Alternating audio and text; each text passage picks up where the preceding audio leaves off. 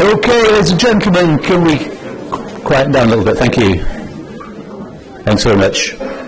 Welcome to this final session in the week of hearing sessions into the proposed golf development at Coul Links. My name is David Breer. To my right is Mr. Stuart West. We're reporters with the Scottish Government's Planning and Environmental Appeals Division. We've been appointed by Scottish ministers to conduct this hearing and to report to them with a recommendation as to whether planning permission should be granted. The purpose of tonight's session is for members of the community to provide their input. I have to say, in 50 years of doing this job, I've never seen so many every session. It's remarkable. So thank you for that very much. The format is pretty straightforward, really. The order in which people speak, I'm quite relaxed about. I understand those who represent the case in support of the proposal and also against have agreed between themselves the order in which people will go. I know it's quite an ordeal to be speaking in front of so many people, especially when it's something you have a personal rather than simply a professional interest in. So, I appreciate the effort that people put into this sort of thing. I've been very impressed throughout the week with how amicably and fairly everyone has treated each other.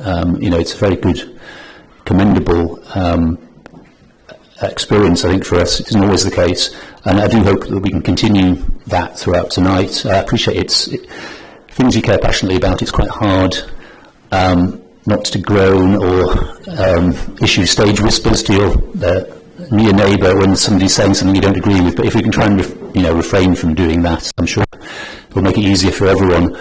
Apologies as well for the slightly compact nature of the room. We weren't expecting quite so many people, but it's fantastic to see you all. There is the option to view it on a screen.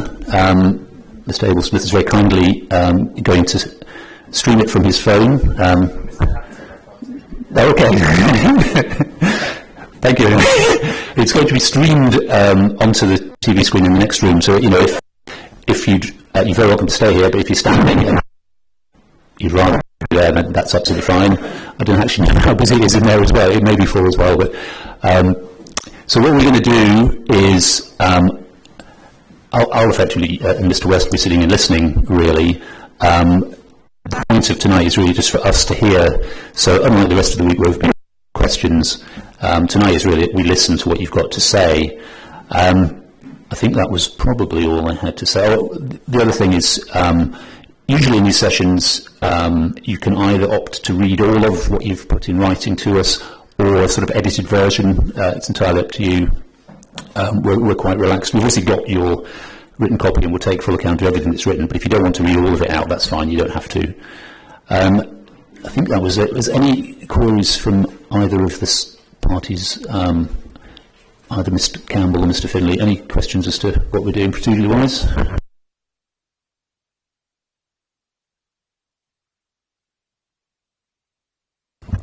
No, sir, but I just thought I'd make it clear the order of... there's been a request by Mr. Campbell to take one witness first, who apparently has some distance to go later this evening.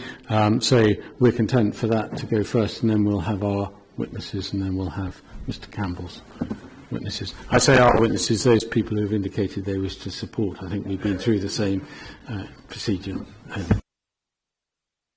Mr. Campbell, any queries, questions? No prior questions, no. Okay, well, I'm not trying to get rid of anyone, but if anyone wants to change venue, you're very welcome to. I'll give you a few seconds to do so before we kick off.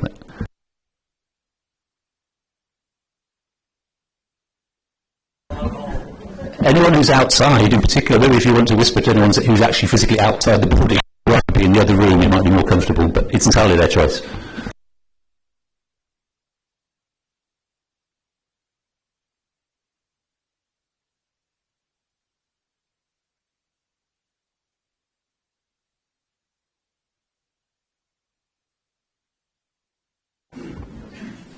Okay, well, we'll get cracking. As Ms. Finlay said, Ms. Rogers, MSP, has to be elsewhere later on in the evening, so I'd like to take her first.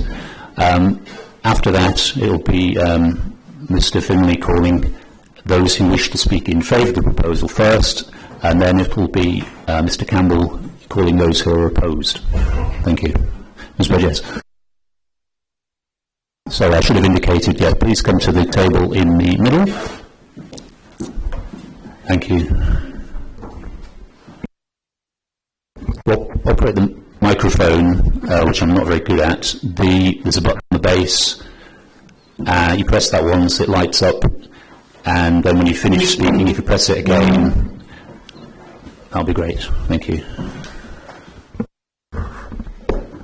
Good evening, and thank you. It's so amazingly wonderful to see so many people here tonight, and I just also really want to appreciate the process and the fact that you are here in the community to do this really important piece of work.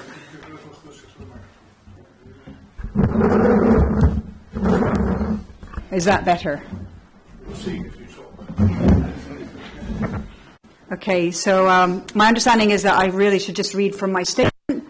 My statement is on the topic 4 of policy, guidance and statutory context.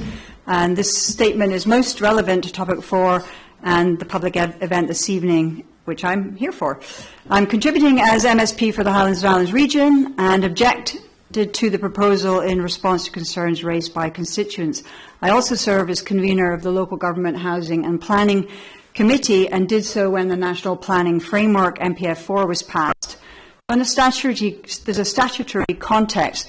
Planning Act 2019, 39A, Section 39A, Planning Scotland Act 2019-39A confirmed via Planning Circular 3/2022 Development Management Procedures, where the Scottish ministers have, within the previous 5 years, refused permission on a similar application on call-in or appeal, and in the opinion of the planning authority, there has been no significant change in the relevant parts of the development plan or other material considerations of that decision, the planning authority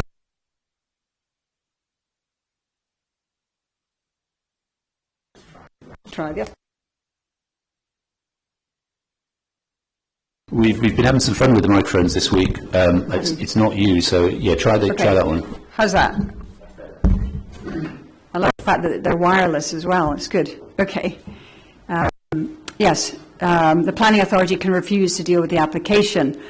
Highland Council could, and in my view should, have used its discretionary power to refuse to deal with the application on the basis that it was similar to an application permission on call-in on this call-in 17/04601/FUL and NA-HDL-086. Is it still working? Still working. The microphone is still working. Okay. Another statutory context I want to raise is National Planning Framework 4, also known as NPF4, and the Local Development Plan. Legislation states that in the event of any incompatibility between a provision of NPF4, National Planning Framework 4, and a provision of a Local Development Plan, LDP, whichever of them is the later in date is to prevail. Town and Country Planning, Scotland Act 1997, Section 24(3). NPF4 was adopted after the local development plan that was in place and at the time of determining the application. Thus, NPF4 takes precedent over the LDP, Local Development Plan, where there is a lack of alignment. Statutory context, another statutory context, sorry, it's written in a statement form, so I apologize for being a bit dry, but this is important information to get across. National Planning for Policy 3A. Development proposals will contribute to the enhancement of biodiversity, including where relevant, restoring degraded habitats and building and strengthening nature networks and the connections between them. Proposals should also integrate nature-based solutions where possible. Policy 3B. Development proposals for national or a major development or for development that requires an environmental impact assessment will only be supported where it can be demonstrated that the proposal will conserve, restore, and enhance biodiversity, including nature networks, so that they are in demonstratively better state than without intervention. To inform this, best practice assessment methods should be used. Proposals within these categories will demonstrate how they have met all the following criteria. The proposal is based on an understanding of the existing characteristics of the site and its local, regional and national ecological context prior to development, including the presence of any irreplaceable habitats. I'm just going to take a pause for some water. It's very warm in here. I wonder why. So it won't have escaped your attention that none of this is in the statement, and we have a lot to get through this evening. It's in, there are two statements, and For this topic. there is a statement for topic 4, which obviously was cancelled. That was the policy statement, the policy session, sorry. And so when that session, I mean, effectively the same or very similar points, policy points. So I'm quite comfortable as to which one of the two statements she reads.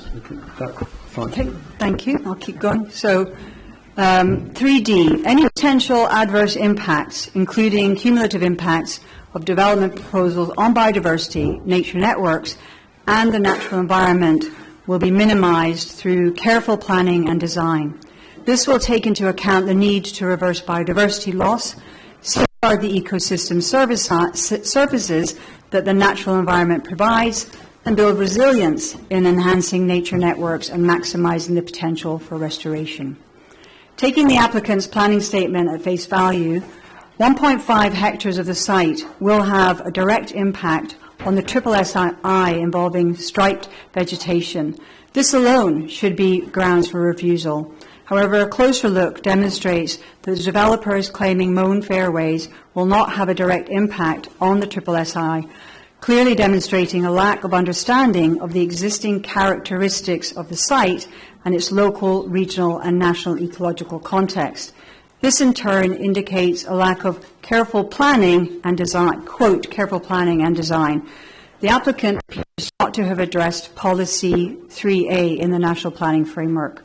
The CIEEM Biodiversity Net Gain Good Practice Principles for Development guidance states that biodiversity net gain does not apply to statutory designated sites or irreplaceable habitats. In other words, it's arguably not possible for development on a triple SSI or a Ramsar site to deliver biodiversity net gain, whatever mitigations or enhancements are carried out.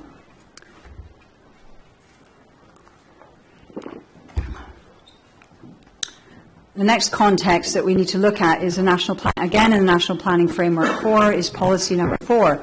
4A, development proposals which by virtue of type, location or scale have an unacceptable impact on the natural environment will not be supported. 4B, development proposals that are likely to have a significant effect on existing or proposed European sites, special area of conservation or special protection areas, and are not directly connected with or necessary to their conservation management, are required to be subject to an appropriate assessment of the implications for the conservation objectives. Policy 4C, development proposals that will affect a national park, national scenic area, site of special scientific interest, or a national nature reserve will only be supported where 1, objectives of designation and the overall integrity of the areas will not be compromised, or 2, any significant adverse effects on the qualities for which the area has been designated are clearly outweighed by social, environmental or economic benefit of national importance. All Ramsar sites are also European sites and or sites of special scientific interest and are extended protection under the relevant statutory regimes. The proposed development does not have social, economic benefits of national importance, will compromise the objectives of designation and the overall integrity of the area, will have an unacceptable impact on the natural environment, and is likely to have significant effect on existing special protection areas, Ramsar site, not directly connected with or necessary to their conservation management. The next context is NPF or Policy 10. Policy 10B states development proposals in undeveloped coastal areas will only be supported where they, 1, are necessary to support the blue economy, net zero emissions, or to contribute to the economy or well-being of communities whose livelihood depend on marine or coastal activities, or is for essential infrastructure where there is a specific locational need and no other suitable site. 2, do not result in the need for further coastal protection measures taking into account future sea level change, or increase the risk to people of coastal flooding or coastal erosion, including through the loss of natural coastal defences, including dune systems. And 3, are anticipated to be supported in the long term, taking into account projected climate change, or 4, are designed to have a very short lifespan. Policy 10D, where a design statement is submitted with any planning application that may impact on the coast, it will take into account an appropriate long-term coastal vulnerability and resilience. The plan does not satisfy Policy 10B 4, so can only be supported if it satisfies all of the criteria 1 to 3, which it does not. There's no evidence of scrutiny by statutory consultees of the plan's compliance with Policy 10. The next context, statutory context, is NPF 4 Policy 20. Policy 20A, development proposals that result in fragmentation or net loss of existing blue and green infrastructure will only be supported where it can be demonstrated that the proposal would not result or exacerbate a deficit in blue or green infrastructure provision, and the overall integrity of the network will be maintained. The planning authority's open space strategy should inform this. There's no evidence of scrutiny by statutory consultees of the plan's compliance with Policy 20. Local Development Plan Policy 57.3 is another statutory context. Where a priority habitat or species, as defined in Annex 1 of the Habitats Directive, would be effective, development in such circumstances will only be allowed if the reasons for overriding public interest relate to human health, public safety, beneficial consequences of primary importance for the environment, or other reasons subject to the opinion of the European Commission, and that's via Scottish ministers. Relevant priority habitats in Annex 1 fixed coastal dunes with herbaceous vegetation. Now, I understand that an Annex 2 Habitats Directive moss, varnished hook moss or slender green feather moss, Haematococcus vernicosus, is located outside and south of the Coul SSSI sector. The path linking proposed Hole 13 and Hole 14 passes within metres of its location.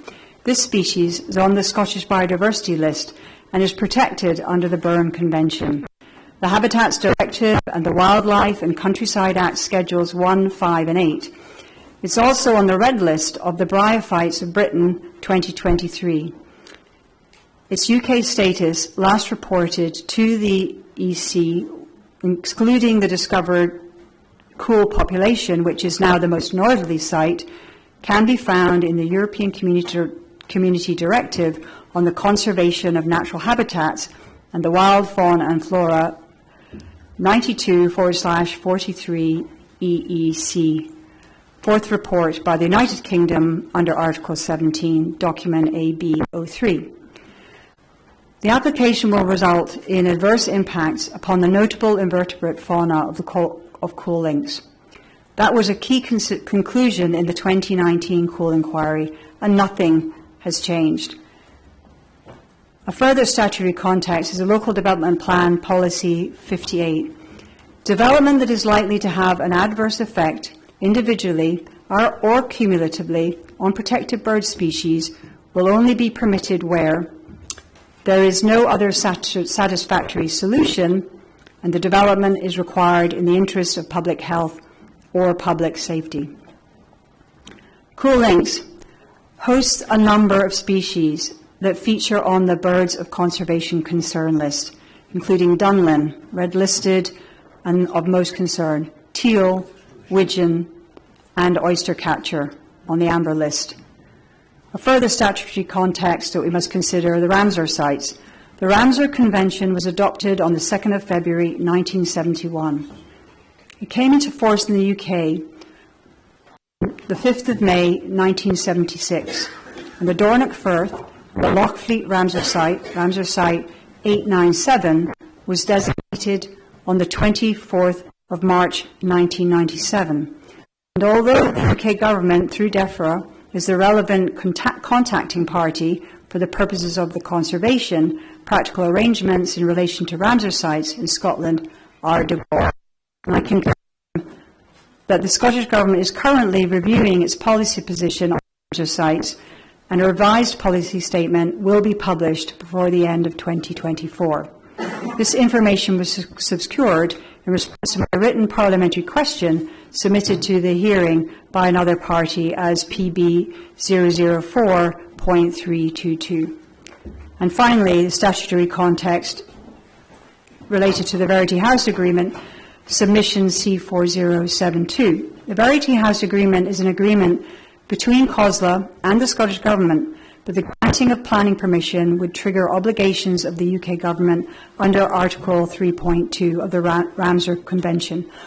They are not party to the Verity House Agreement. The Verity House Agreement does not remove checks and balances between the local authorities and the Scottish Government. The Verity House Agreement does not recognise climate change as one of the Verity House Agreement does recognise climate change as one of the biggest threats to communities across Scotland. I appreciate you taking the time to hear my statement. Thank you. Apologies. Could you press the microphone? Apologies for the microphone cutting in slightly. I think we all heard all of it, but it was slightly off-putting. I appreciate, and mine's doing it as well now. But thank you very much. Thank you for going first, because that's always the opening act. Thank you. Now, Mr. Finlay, I'll leave it in your hands as to who goes next. To a certain extent in Mr. Sutherland's hands. He's the master of ceremonies.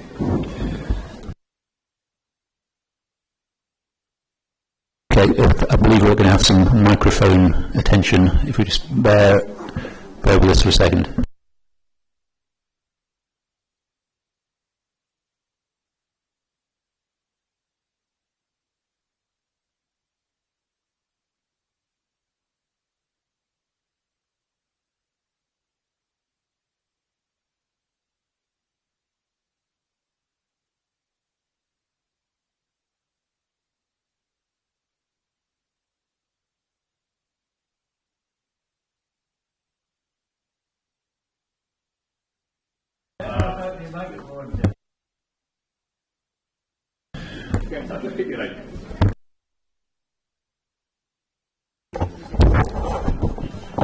For the benefit of anyone who doesn't know me, my name's Jim McGilvery. I live up the street at number 11.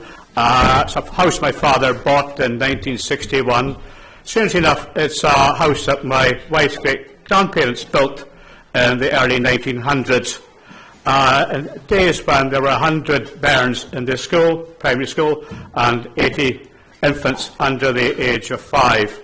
In my second paragraph, I go on to describe my working career as such. I was many years a sums teacher at Tane Royal Academy, and I was elected in 2007 as an independent ward, and re-elected 4 times after that. Basically, I think because of the number of relations my wife has up and down the coast, and secondly because I think I've just been fairly polite and harmless, and these things do help a political career, I found out. In my third paragraph, I go around by the different community bodies in which I am involved. I've been here a long time, and there's a lot of things that need done, and you tend to gravitate to try and put a shoulder to those community groups who actually need as much help as they can to keep things going. And I list these in my third chapter. I point out that I also played for a number of years for the Amble football team, and I finished my career at the age of 51. I was never any good, just kicked the ball the way I was facing. On to the main submission. I keep emphasise this during my submission today. Southern comprises 2,000 kilometres, from which people are being, again, steadily eradicated. It has multiple environmental designations, foisted on local population by distant, uncompromising, quasi-colonial agencies with minimal consultation and no in-depth exploration of the negative consequences of what they're trying to do. As with many other areas of the country, in fact, southern inhabitants currently endure a cost of living crisis, food and fuel poverty, housing emergency, and more specifically, chronic and worrying depopulation. We've come through a very difficult time. We've come through the 2008 banking crash, the austerity ever since then, the economic challenges of Brexit. We've had the tragic consequences of COVID and the Ukraine war. We are not in a good place in any sense at all. And all this at a time when the public purse is threadbare. There is no money at either national government or local authority level to address the serious socio-economic challenges Sutherland currently faces. Our demographic profile is badly skewed to the most senior age groups. As I quoted this afternoon, we have an age group over 65, which has soared in fact, by around 40%, whilst our under 18s have decreased by 30%. There is an air of lethargy, depression, and age and decay all around, as our young people are forced to leave to seek such fortune as they can in other places. The Sutherland population profile has a structure of small, ageing settlements scattered around the west and north coasts, and slightly more populous villages on the east side, most of which score badly in the Scottish Index of Multiple Deprivation. Highland Council has closed 4 Sutherland primary schools since 2017. It's threatened to close Brora Nursery, but we fought them back. It's threatened to close several school nurseries across the north and the west. Has closed Ennerton Nursery, Ennerton's 10 miles away, in the east. A recently mothballed Glenfield Nursery in Argyll, and will mothball, and I'm shocked at this, Ennerton Primary School as things stand in 2025. This is a totally unsustainable and unacceptable socio-economic profile. Rural population may be a political choice of government or political parties. It is not a choice of the Indigenous people who live here. I spent most of my life, working life, in the school classroom, and there you share the joys and successes of many young people, dreams, ambitions, and their fears and anxieties. Some wish to move away and seek their fortune in the big wide world. Many wish to stay. Some move because they have to. Many would rather stay in familiar surroundings and contribute to their local communities. We have endured too many generations of poverty, neglect and emigration. Why should our young people not have access to jobs and careers and homes and bring up families in a place that is theirs by right of birth? And I'm very pleased to see that the Community Land Scotland, in their Perth Declaration of 2024, has picked up at this point, and in Article 4 has emphasised the right to live in your community. We must have jobs, not just jobs but careers. The public sector purse cannot deliver this. The Scottish Government has contributed a miserly $186,000 spread across 3 rural local authorities to address depopulation and demographic skew. This cannot be taken as a serious commitment, merely a token gesture. Any future for our young people must clearly now lie with private sector investment. The Dornoch area is a tourism honeypot, mainly due to the presence of the internationally renowned Royal Dornoch Golf Club sited on Dornoch Links. This has been a major attraction for many years. Over a century ago, the people of Emble looked on in envy at the economic success enjoyed by their neighbours and sought to have a golf course established on land to the north of the village, the Coul Links. Being an entirely Gaelic-speaking population, they could not call on the necessary political support to progress this ambition. But here we are again. The concept of a golf course on Coul Links is thus not new and has historical substance. There is little doubt that the development of a Championship Links golf course on this site will be a transformative boost to the local economy. There will be an initial multi-million spend on capital infrastructure, ongoing significant revenue income thereafter. This all-private investment will provide badly needed employment and housing, create new crofts, and support local community facilities such as community centres. And I declare an interest. This is a community centre which is challenged and will have to find revenue streams to be sustainable. And there are others. I know, and certainly in Dornoch also, the community centre there has its struggles also. We have the North Island College Golf and Hospitality Campus. This is one of the success stories of North Island College, but is, again, fragile because of the lack of funding put by government into tertiary education.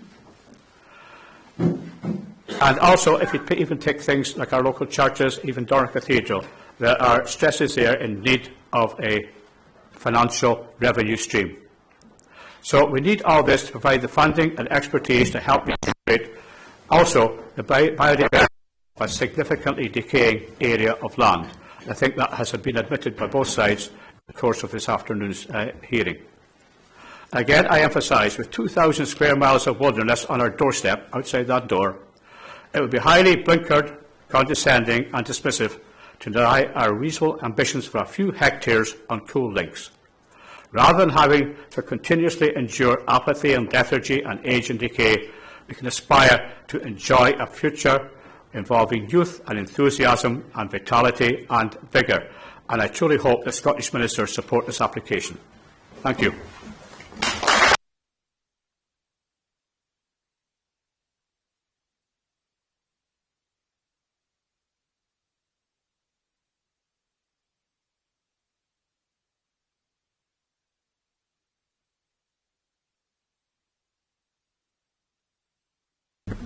Thank you, Jim. I'd like to call the second speaker to represent the community tonight, Joan Bishop.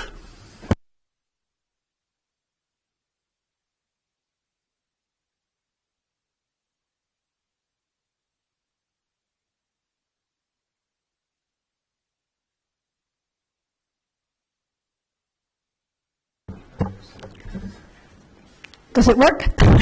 Okay. I'm here tonight actually in place of Luke Watson, whose statement I will read. So Luke Watson is chair of the Dornoch Area Community Interest Company, which represents over 150 members who are residents of the IV25 area. Today I'm here to present the board's position on the proposed development of an 18-hole golf course at Coul Links. After careful consideration and thorough discussions with various stakeholders, we have decided to extend our support for this project. Our decision is driven by several key factors that align with our commitment to the well-being and advancement of our community. First, the economic growth and job creation that this project promises are substantial. The development will attract tourists, leading to increased business for our local hotels, restaurants and shops. Additionally, it will create numerous job opportunities, both during the construction phase and in the long-term operation of the golf course. This is particularly important for providing much-needed employment for our residents. Second, we foresee significant infrastructure and community investment. The development will lead to improvements in local infrastructure, enhancing the quality of life for all residents. We are also confident that the developers will collaborate with us to invest in community projects and initiatives, fostering a stronger, more vibrant community. It is important to highlight that Dornoch has bucked the trend and was the only place in the Highlands to increase its population in recent years. This development will help us continue on this positive path, ensuring sustainable growth and attracting new residents to our community. Finally, we are committed to environmental stewardship. While we recognise the environmental concerns associated with the development, we are dedicated to working closely with the developers to ensure that the project is executed in an environmentally responsible manner. This includes implementing measures to protect and preserve the unique habitats and species at Coul Links. We believe that careful planning and collaboration, it is possible to achieve a balance between development and conservation. The Board of Directors for the Dornoch Area Community Interest Company firmly believes that the Coul Links Golf Course development represents a significant opportunity for our community. We are dedicated to overseeing its progress and ensuring that it brings maximum benefits while safeguarding our natural heritage. Thank you, sirs, for your attention.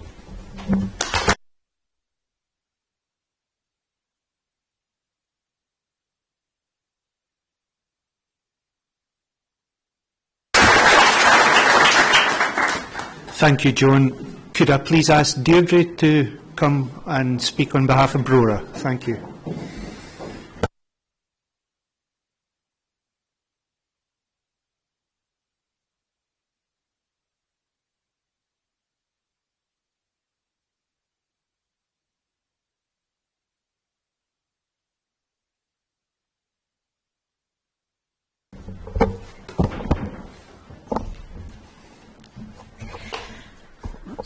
Good evening, and thank you very much for the opportunity to speak tonight from a Brora perspective. My name is Deirdre Mackay, and my home is in Brora. I am the recently retired Highland Councillor for this ward. During the 20 years I served this community, I held a range of roles, including Area Leader, Chair of the Multi-Agency Sutherland Partnership, and I was Highland Council's representative on the board of NHS Highland. At a local level, I shared responsibility for the East Sutherland ward with my colleagues, and I had a specific responsibility for Brora. So I know the area, its people, and all its challenges very well. Now, as my surname would suggest, our family has lived in East Sutherland for as far back as records allow. Our family home is a croft house, over 150 years old, located in a street formerly known as Shoemaker's Street, and that's self-explanatory. The street was vibrant, and every house was a family home, teeming with children, grandchildren, extended family. Now, with only one exception, every single home is occupied by retired people. During the infamous Highland clearances, Brora was developed as the industrial town. But those industries, the big employers, have long gone. The coal mine, the brickworks, the woolen mill. Brora now has a population of 1,200, and our demography reflects that right across Sutherland. We have decreasing numbers of young people and increasing numbers of retired people. The village faces significant challenges, especially in terms of jobs and opportunities. Our nursery was faced with closure earlier this year. We have a housing shortage. Now, it's impossible for people to be productive members of a community if they don't have a house. But, on the bright side, in Brora, our common denominator with other communities around the Dornoch Firth is links golf, and links golf is thriving. Brora Golf Club is home to the James Braid Golfing Society, set up to honour the player, course architect and first chair of the Professional Golfers Association. Brora Golf Course is one of its most renowned links golf courses and attracts golfers of all abilities and ages from all around the world. But our golf course doesn't work in isolation, and the benefits and advantages of working in collaboration with other golf courses around the Dornoch Firth is well recognised and well respected. In short, world-class golf is a backbone of our local communities, and the opportunity to expand this industry with the proposed development is one we welcome with open arms. Now, moving on to the Coul Links proposal. I have been involved in this groundbreaking project from its inception. The attraction for me was, and remains, that this project has been community-led and has the economic and environmental well-being of our communities at its very heart. Our communities have worked openly, collaboratively, and in a democratic and evidence-based manner. This process was thorough, with transparent community engagement and consultation, followed by a properly organised vote. This, to me, is an example of local democracy in action and at its best. The public consultations, which were held virtually because of the COVID pandemic, were held across the communities of East Sutherland in the spring of 2021, with Broras taking place on the 18th of May. I chaired the Brora event. These events considered in depth the plans for Coul links. Hard questions were asked and there was robust debate. There's no dubiety about that. This process ultimately led to a formal ballot being organised and delivered by Civica, the UK's leading supplier of election services. So it was not an ad hoc show of hands, it was a legitimate, formal, properly organised ballot. And the result was consistent across the area and demonstrated a very clear statement of support of the proposed development. The application, as we are aware, is also supported by Highland Council, who have now approved the development on 2 separate occasions. Now, we are all acutely aware of the unprecedented constraints on the public purse, which means that private investment to create significant employment and wealth for our local economies is vital. The proposed development represents a chance in a generation for us to change the direction of our economic development. Golfers, particularly international golfers, are some of Scotland's highest spending visitors. The development of a golf course at Coul Links will encourage more of such golfers to stay locally rather than just play and leave as many currently do, and this will bring significant benefit to our local communities. It will generate income from spend in the hospitality and retail sectors. It will create much needed job opportunities for our young people, which in turn would give them the opportunity to make a life for themselves here in their home community, should they want to, rather than be forced to go looking for gainful employment elsewhere. And this in turn would boost our declining population and help reverse our ageing demographic. Now, both the Highland Council and the local communities of East Sutherland have spoken, and it is only right that their clear mandate in favour of this development is respected. Local democracy needs to be much more than fine words. It needs to be respected and it needs to be upheld. The integrity of our processes need to be respected. These are basic principles of a fair and a just democratic society. Yes, concerns about the natural environment have been voiced, but the developers are neither deaf nor blind to these and have offered to work with the organisations who have these concerns to incorporate mitigating factors into their plans. So, neither the community nor the natural environment need to suffer as a result of a positive decision regarding consent to the development. The needs of both can be incorporated into the final plans, and we can then forge ahead with a future for our area that is positive for all concerned. Thank you, sirs, for your attention this evening.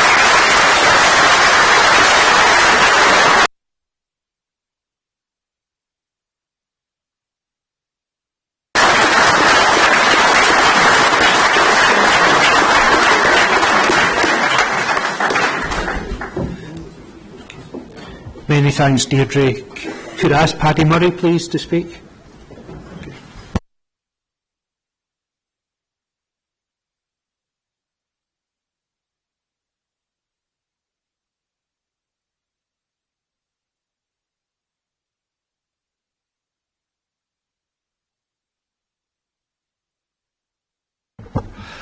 I'm actually speaking on behalf of Donald Goskirk, who apologises for not being here tonight. I'll pretend it's him talking, so I use the word I throughout. My name is Donald Goskirk, and I have lived in the Dornoch area for almost all my life. Along with my business partners, I run a family opticians business based in Golspie, Dingwall and Inverness, with a good part of my working week based in our Golspie branch.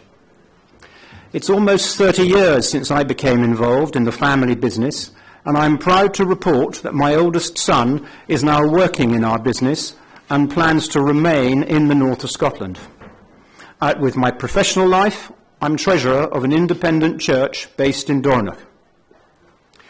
I am also the chair of the Dornoch and District Community Association. Some of you know this as DADCA, and it is in this capacity that I am making this submission. DADCA has over 200 members and is a registered charity responsible for voluntary activities which affect the whole IV25 area, including running a community centre, although the current building has limitations which I will come back to. DADCA also runs a community market and annual events such as the Fireworks Party, Festival Week and the Hogmanay Streets Party. DADCA wholeheartedly supports the proposed Coul Links golf course. We believe that this project will provide a tremendous boost to the local community, not just of Dornoch, but of Brora, Golspie and Tain as well. The new plan addresses the environmental objections which were raised 4 years ago. Indeed, over the last 4 years, it has become clear to local residents, although sadly apparently not to the charities who never actually visit the area, that the SSSI needs the financial and managerial support that the proposed golf course will provide in order for the SSSI to retain its status. Since the previous application, invasive species have increased and the state of the SSSI has deteriorated due to lack of maintenance. Why do we need another golf course in the Highlands, is often asked. The Royal Dornoch Golf Course is world class and is visited by over 10,000 golfers a year from all parts of the planet. Only 10% of these visitors currently spend the night in Dornoch. The rest just drive in and then leave, contributing very little to the town, if anything. Not only will a new Coul Links course mean that the number of these visitors visiting Dornoch and the surrounding area will dramatically increase, but also that these golfers will be encouraged to use the fine courses of Brora, Golspie and Tain, all of whose golf clubs are supportive of the Coul Links proposal for that reason. Dornoch is at an inflection point. Due to its far-sighted plan to encourage building of new houses, it's one of a very few places in the Highlands which has actually expanded over the last 20 years. However, Dornoch is just below achieving the critical mass needed to support enough community groups, sports and other activities to continue to attract people, particularly families, to live here. One project that my own charity is working on, DADCA is working on, is a new community centre, which Dornoch desperately needs because the existing social club, as it's called, built in the 1860s, is not fit for purpose. However, to ensure the viability of such a new community centre, Dornoch needs more people. Coul Links will enable Dornoch to reach the critical mass necessary for this, and so many other projects and activities.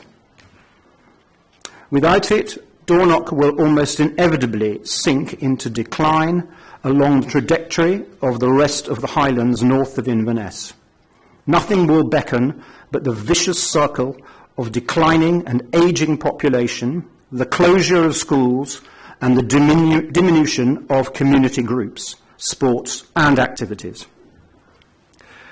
Coul Links is about saving the Highland communities of East Sutherland that will otherwise almost certainly and unnecessarily die through no fault of their own. Thank you very much.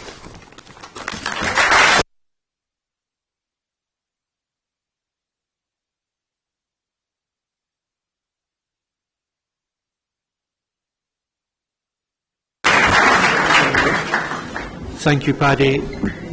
Could I ask Neil Hampton to speak now, please?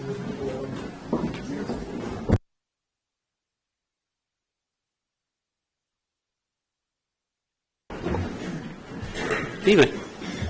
I'll try not to keep you too long. My name is Neil Hampton. My first experience of Dornoch was when I was a small child. Living in Fortrose, where my father was a professional and the head greenkeeper, my mother ran the shop at Fortrose and Market Golf Club. We would have days out in Dornoch to visit the beach, from my parents to speak to Willie Skinner, the pro at Royal Dornoch. Following on from that, I played the course regularly in various events, then was the first Golf Tourism Development Officer in Scotland, which was based in Dornoch from 1999 to 2001. My wife and I were married in Dornoch in 2002, and our son was christened in Dornoch in 2003. My family and I have lived permanently in Dornoch since November 2010. I'm the General Manager at Royal Dornoch Golf Club, a position I have held since the 1st of September 2010.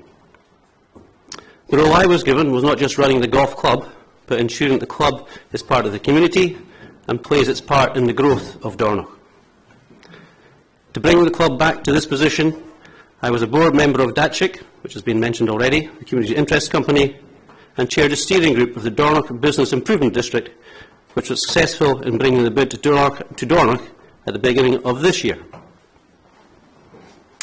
This role was as the result of the pioneering Highland Golf Development Group, but developed jointly by the Highland Council and the Highlands and Islands Enterprise with funding from Europe.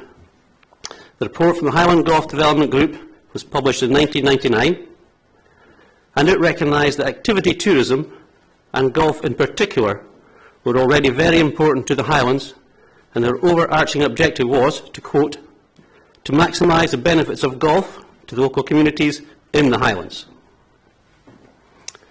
This is a statement that still holds true.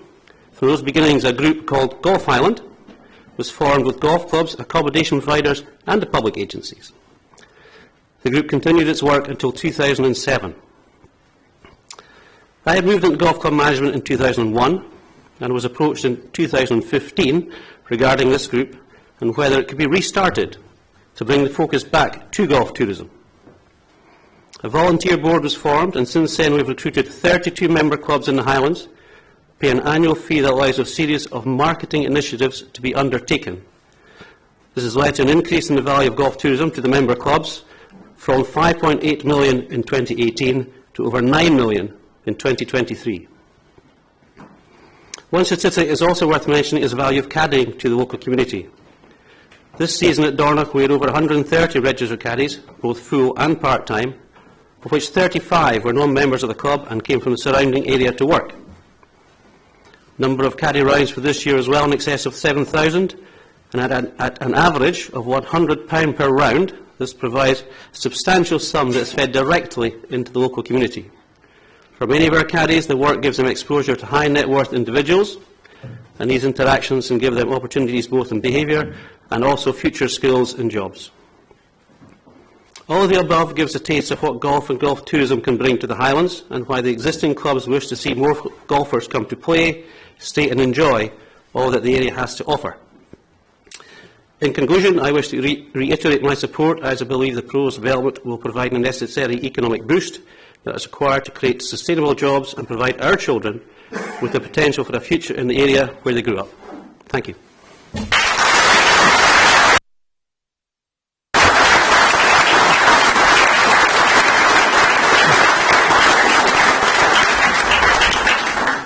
Thank you, Neil. Could I now ask Provost Kath Angus to speak, please?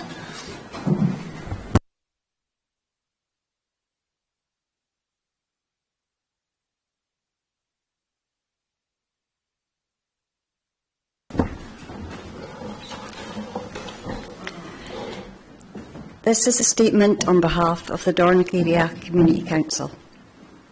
My name is Catherine McAngus, born and bred in Dornoch. In my 56 years, I've been a Brownie leader, Girl Guide leader, Sunday school leader, Youth Club leader, Chair of Festival Week, Dornoch and District Community Association member, Community Councillor, and I was elected Chair of the Dornoch Area Community Council in October 2023. I'm making this statement with the full support of the Community Council. I've worked for the Highland Council in Dornoch since 2001, and I became the District Registrar for Births, Deaths and Marriages in Dornoch. I've married couples from all over the world, and I'm delighted when they make return visits to Dornoch and call in to catch up. Like many Highlanders, I often have more than one job. I have worked in numerous hospitality jobs in the evenings and at weekends.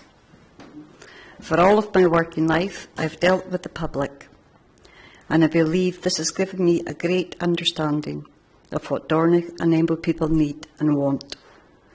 As Provost of the Royal Borough, I'm continuously exposed to local opinion, whether I wish to receive it or not. And from my personal experiences in talking to people, both locals and visitors, what almost everyone I speak to wants is cool links. Although my experience is a subjective measure of local opinion, it's wholly aligned with all objective measures of local support.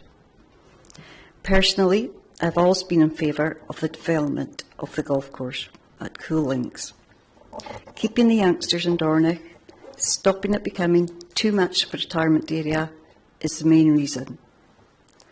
Dornoch and Embo need this development, and the surrounding communities need it too.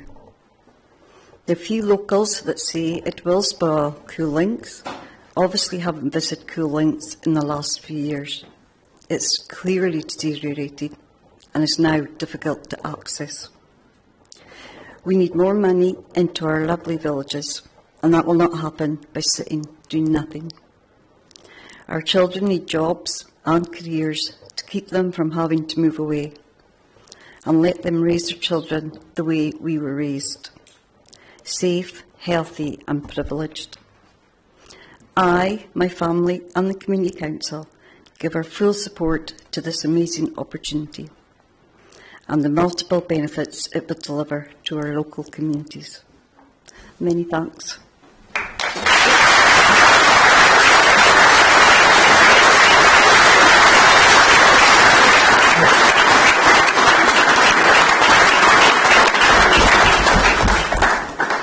Thank you, Kath. Could I now ask Golspie's local hero, Jimmy Yule, to speak, please?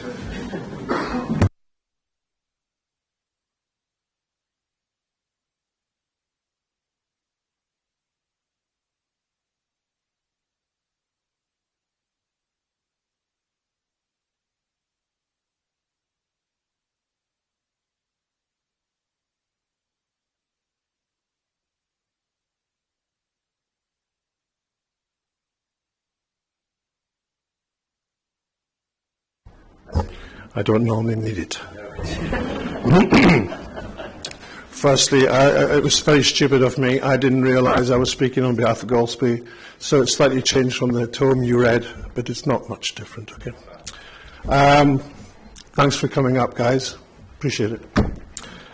As a wee boy in the early 60s, I played with my friends amongst the blackened skeleton of the old coal boat, the Violet, at the little ferry near the village of Golspie, where I was born and bred. Perched precariously on the top of the ruined vessel, we could see right across the river fleet. And often we wondered, what was the golf course we were seeing? We thought, it must be Dornoch, because we knew Dornoch was over there somewhere. It was not a golf course. But we could see clearly how naturally it looked like one. It was Cool Links. 6 decades on, I find myself very proudly president of Golspie Golf Club, a position I take very seriously. Our club plays a vital role in our community. We have 12 workers. Our clubhouse is used regularly for local events, from weddings to funerals. We have 485 members, and we welcome many visitors from all over the world to our beautiful course and friendly club. our Council of Management voted to support the development of Coul links by a majority of 9-1 with one abstention. For me, what epitomises our aims at Golspie Golf Club, and I'm sitting in front of 3 committee members, by the way, is our vibrant junior section. Golf is far more than driving a ball miles or holing a tricky putt. It is fun, builds character and instills confidence in the youngsters. These young people are the future of our club, and in turn, part of the future of the whole area. Our junior section is run by 1 young professional and 3 or 4 seriously dedicated lady members of a certain age, but we must look to the future, a future which, as for many rural areas, is very much on a knife edge. Now, when people talk around the world about Scotland, the conversation always returns to our stunning scenery, our tasty whisky, our rich history, and our national sport, golf. We are the home of golf. Of course, we know there's much more to our country than that. And in our region, we most certainly have the scenery, the whisky, the history, and with the creation of Coul links, we would have a world golf destination to rival East Lothian and the Fife and Ayrshire coasts, bringing prosperity and confidence to the area and its people. I know personally of 2 separate parties who recently have shown more than a little interest to invest in the Golspie area. And when asked if the prospect of Coul links coming into existence had affected their thinking, they both answered, yes, it had. Golspie has a big heart. It has great organisations and clubs helping its villagers get through these tricky times. The thought of proper development coming into the area through the creation of Coul links can only be positive. I have been involved with this Coul links project for 7 years. I've been a director of communities for Coul since its inception. The experience has been enlightening, uplifting and saddening. I totally respect most of the opposition's viewpoint. I also accept their knowledge of invertebrates, flies and other beasties to be far greater than mine. But there seems to be a general confliction in their theories. An example of this I'll give to you is there's a Silver Rock Foundation is an organisation in our area to support youngsters. 10 years ago, the charity, we held a golf day to raise funds. This official brochure was kindly produced by the appropriate authority for the event. With beautiful illustrations, it shows off the staggering array of nature to be found on the golf course, Golspie Golf Course. All the birds, the plants and animals. This pamphlet reads, whether you are playing a round of golf or simply walking around the fringes of Golspie Golf Course, there is a wealth of wildlife to enjoy. The great variety of habitats on the golf course, links, grassland, coast, heather moorland, lochans, woodland and shrub make this a really good place to see wildlife. Why not check out what you can see with the aid of the Scottish Natural Heritage Wildlife Guide?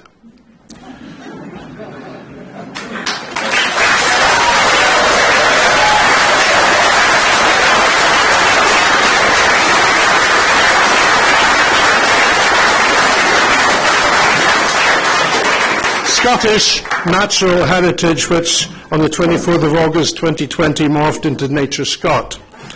Now, as a self-confessed non-academic, I struggle to understand Nature Scot's position towards Coul.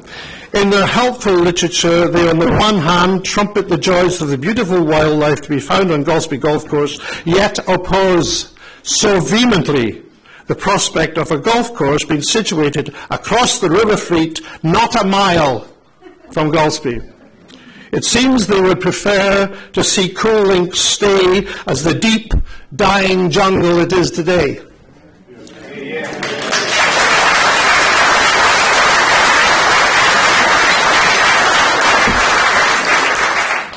But the people of East Sutherland don't want to see that.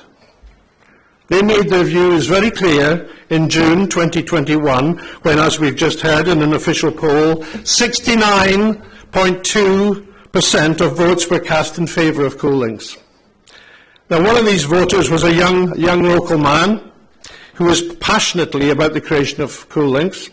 Alas, the uncertainty of Coul's future and his feeling of the negativity shown towards his home area in general contributed in no small measure to his emigration. In October, he began a new life in the mines of Saskatchewan, Canada.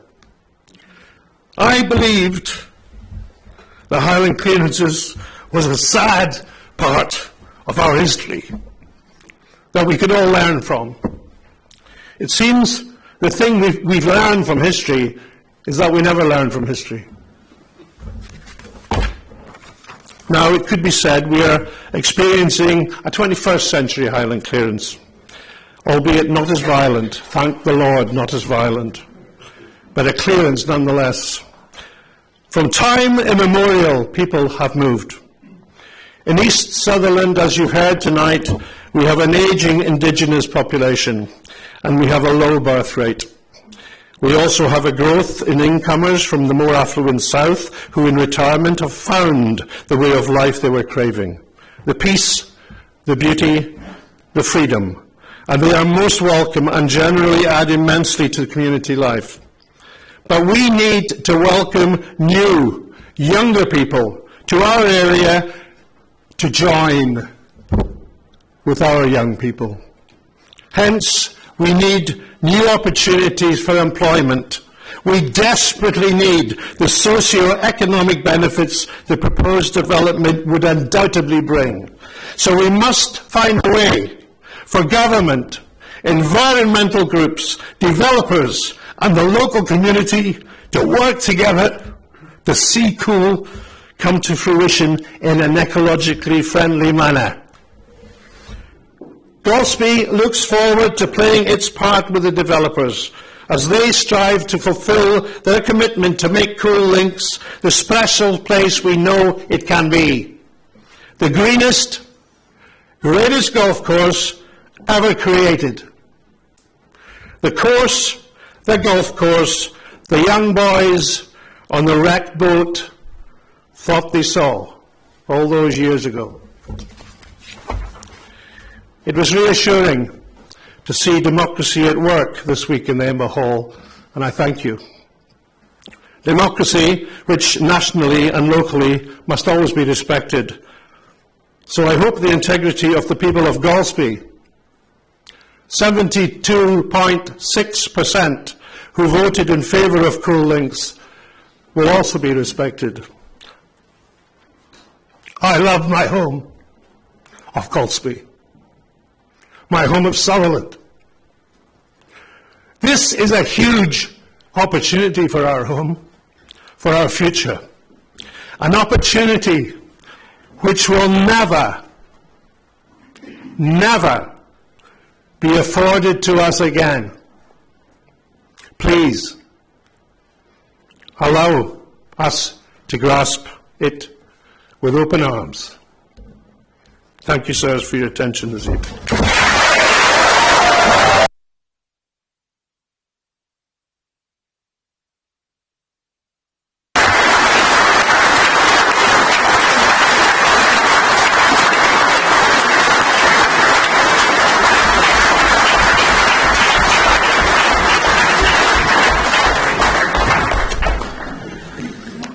Thank you, Jimmy. Jerry, I'm afraid you've drawn the short straw. Could you please try and follow that?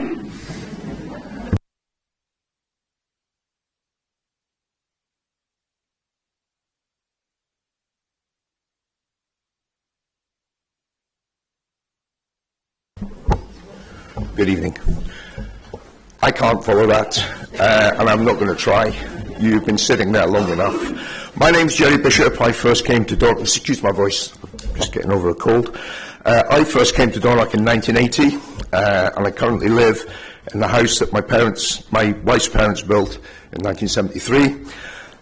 You have my presentation, my submission. I'm not going to go through it in detail, just to say that I have been involved in various roles in the local community since I moved here, including Festival Week, DADCA, Dornoch Heritage Skill, which is running the museum, which I'm still heavily involved in, and I was on the Community Council leading the planning when the current application came forward, and we were requested to submit our views on behalf of the local community. I'm going to miss out virtually everything in my submission. I just want to cut to the summary that we came to. So DAC concludes, DAC being the local community council, that the available evidence consistently shows that more than 2/3 of people resident in the DAC constituency support this application and the opportunities it will bring to the area. This is evidenced by the results of the survey conducted by Civica, which you've already mentioned, the number of supportive responses on e-planning identified as coming from IV25 residents. And I was the sad person who one Sunday before the meeting went through 984 representations and identified people from the IV25 area and what they said. And my numbers, I counted up 78% in favour. Different methodology counted 73%.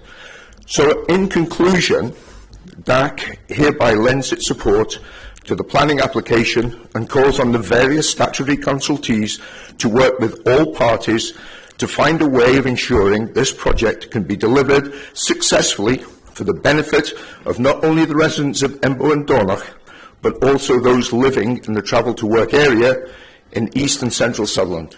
I think that sums it up, and I'm confident that we actually represented the local community view.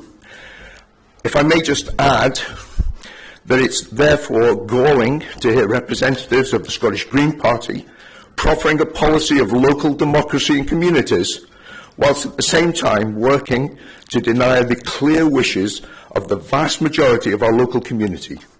Is it any wonder that politicians are generally held in such low esteem by the people that they are elected to serve? Just to finish, I would encourage the reporters to heed the voice of the local community and find a way to support this application whilst ensuring the environment is safeguarded by means of appropriate mitigation. Thank you, sirs, for your attention.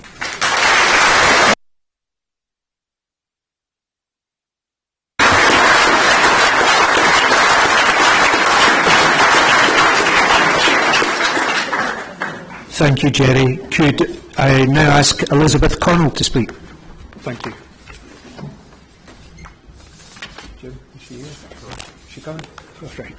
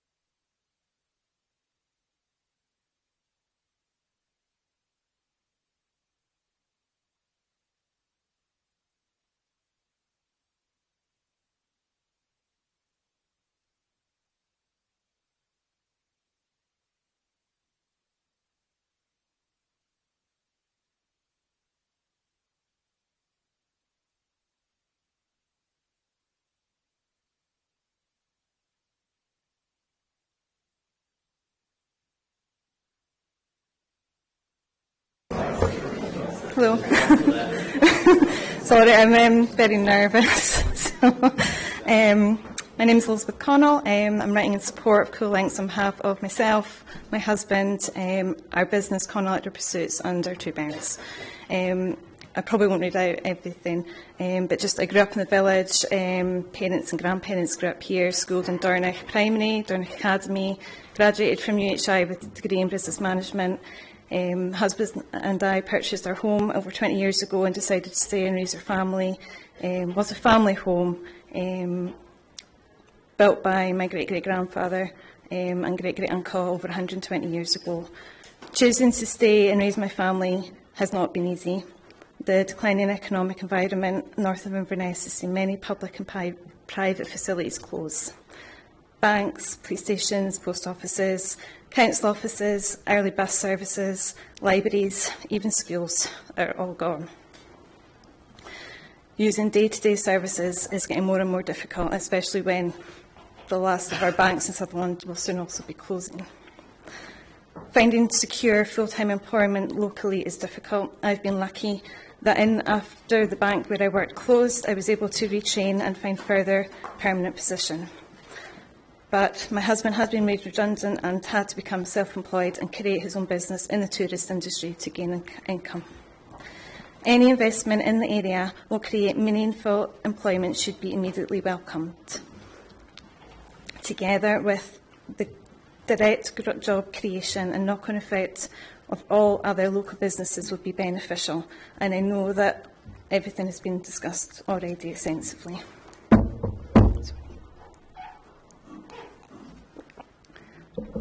Personally, our own business has been going slowly, but extra tourist attraction, increasing tourist numbers could be the catalyst for us to be able to create a permanent position for somebody else. For generations, young people have moved south or overseas, leaving the Highlands to become a retirement area, and it is failing of the powers that be that this has been allowed to continue into the 21st century. The vast number of children no longer run over the back. My eldest son is now at the stage of looking at careers and deciding whether he will leave for university further afield. So lack of opportunities available really is at the forefront of our lives right now. Young people should not be made to feel that they have to move away to be successful. Our Nana often told us stories about her youth over and how Coul had always been important to the village. They would burn the land to clear it to allow rejuvenation. Many fires were set in my parents' time and my time as well. The diverse ecosystem and wildlife at Coul Links can survive generations of burning. It can also survive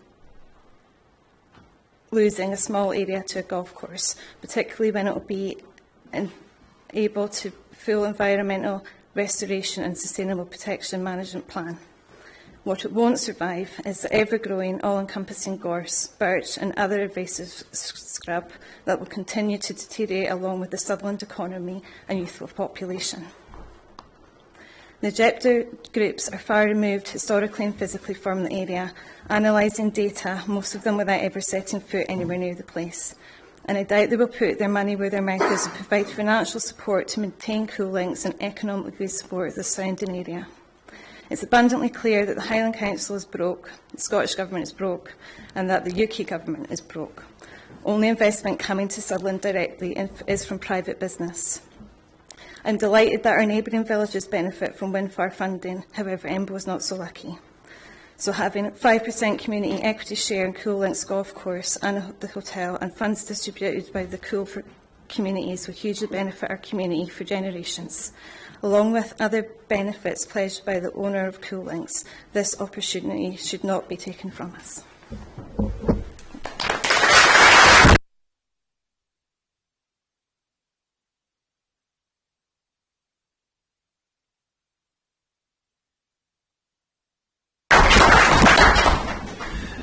Sirs, could I call our penultimate speaker, who is Yvonne Ross, who is speaking on behalf of all previous provosts in Dornoch.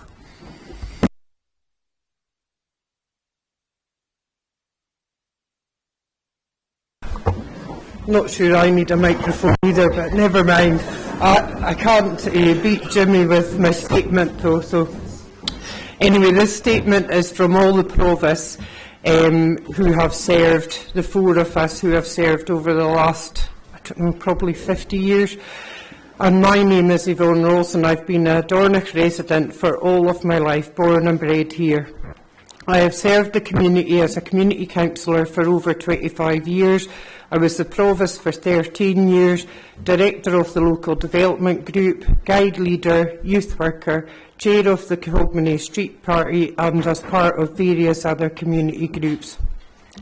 I've been asked to speak on behalf of all 3 living provosts, all of whom are present this evening, and also former provost Duncan Allen, who sadly passed away in August, but he insisted that his name was attached to the statement. All of us wish to reiterate our wholehearted support for the Coul Links development. We know Coul Links well. Speaking for myself, I spent all my holidays staying at Coul Farm with my auntie and uncle. We didn't get to travel far in those days. We traipsed the land every day. Coul Links has clearly deteriorated over the course of my lifetime, and I'm really sad that the work that was promised at the time of the previous planning application to preserve and look after the environment at Coul Links has not materialised. I'm just so disappointed. This time we desperately hope that the current community-led application gets the go-ahead, as this will be best for the land, for Dornoch and Embo and surrounding villages, and for the people who live here. If not, we fear Coul Links will remain the same poorly managed, deteriorating piece of land. We support the development because we care deeply about our area, our residents, our history, and most importantly, our future. Our community has thrived by being forward-looking, attracting businesses and investment to the town, while keeping the rural charm everyone who lives here has come to know and love. However, we continue to lose our young people, and our ageing demographic is unsustainable in the long term. In our view, Coul Links is essential to help stop our young people leaving and attract new families to the town, ensuring we continue to develop as a thriving and sustainable community. It is clear to us that this will not be just another golf course. It will be a true links course, perhaps the most natural and environmentally friendly in the world.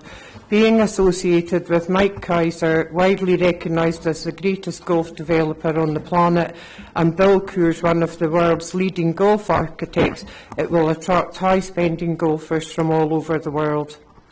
Creating a local cluster of world-class golf courses with Royal Dornoch, the development has the potential to transform the socio-economic outlook for the towns and villages of the Dornoch Firth away from the bleak demographic forecasts that currently loom all over the Northern Highlands, and towards becoming sustainable, forward-looking, thriving communities.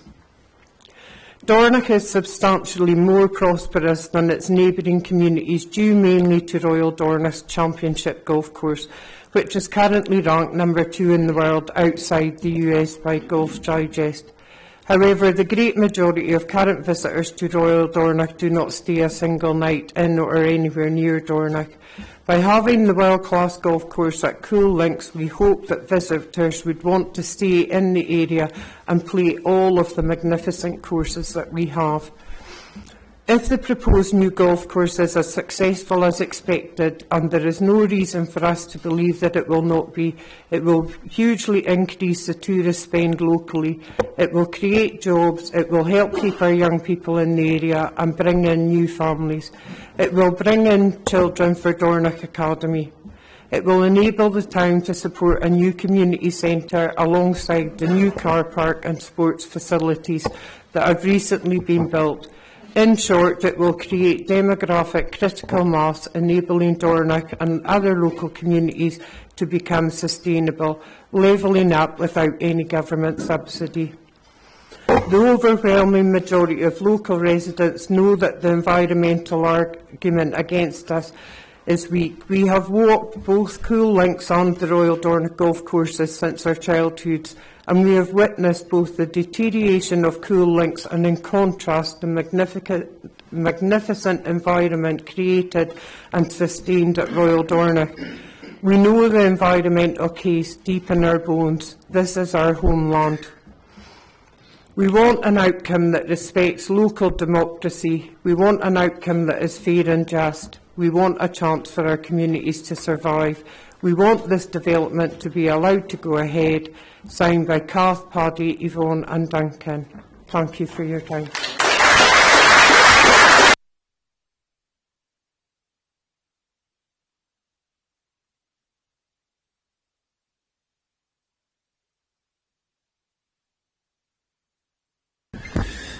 And sirs, finally, you'll be pleased it is me. My name is Gordon Sutherland. I'm a founding director of Communities for Cool, or C4C, as it's abbreviated to. Like everyone else making a statement in support of the application this evening, I live locally and I've supported my community through thousands of hours of voluntary community work. I make this statement on my own behalf and on behalf of the other directors of C4C. C4C was established with the sole aim of obtaining planning permission for a golf course at Cool Links. From the outset, it was clear that we were acting entirely for the benefit of our local communities, and therefore we established C4C as a not-for-profit company with the articles excluding any payment or expense to any of our directors. As C4C was formed to represent local communities, we undertook to only submit a planning application if it had the support of local people, something that had never been measured before. Therefore, a local ballot, which was funded by donations from the community, was conducted by Civica, who, as Deirdre said earlier, was the UK's leading supplier of election services, in June 2021. The turnout was 44.4% across all East Sutherland communities and 51.52% in the IV25 postal code area, which covers Dornoch and Embo. Almost 70% of the votes cast were supportive of our application, leading to the outcome of the ballot being described by the convener of Highland Council as an outstanding result. To put that into perspective, 51.52% turnout. The Holyrood elections, the average over the last 3 elections is 56.5%. Local council, 46.4%. And the combined total of votes for the whole of the Dornoch Area Community Council, 51% in 2019. This is an issue that the community cares deeply about. In terms of percentage of the electorate, that 51.52% represents 34.9% of the electorate. Our local MSP received 27.85% of the electorate, and Arian Burgess received 3.71% of the electorate.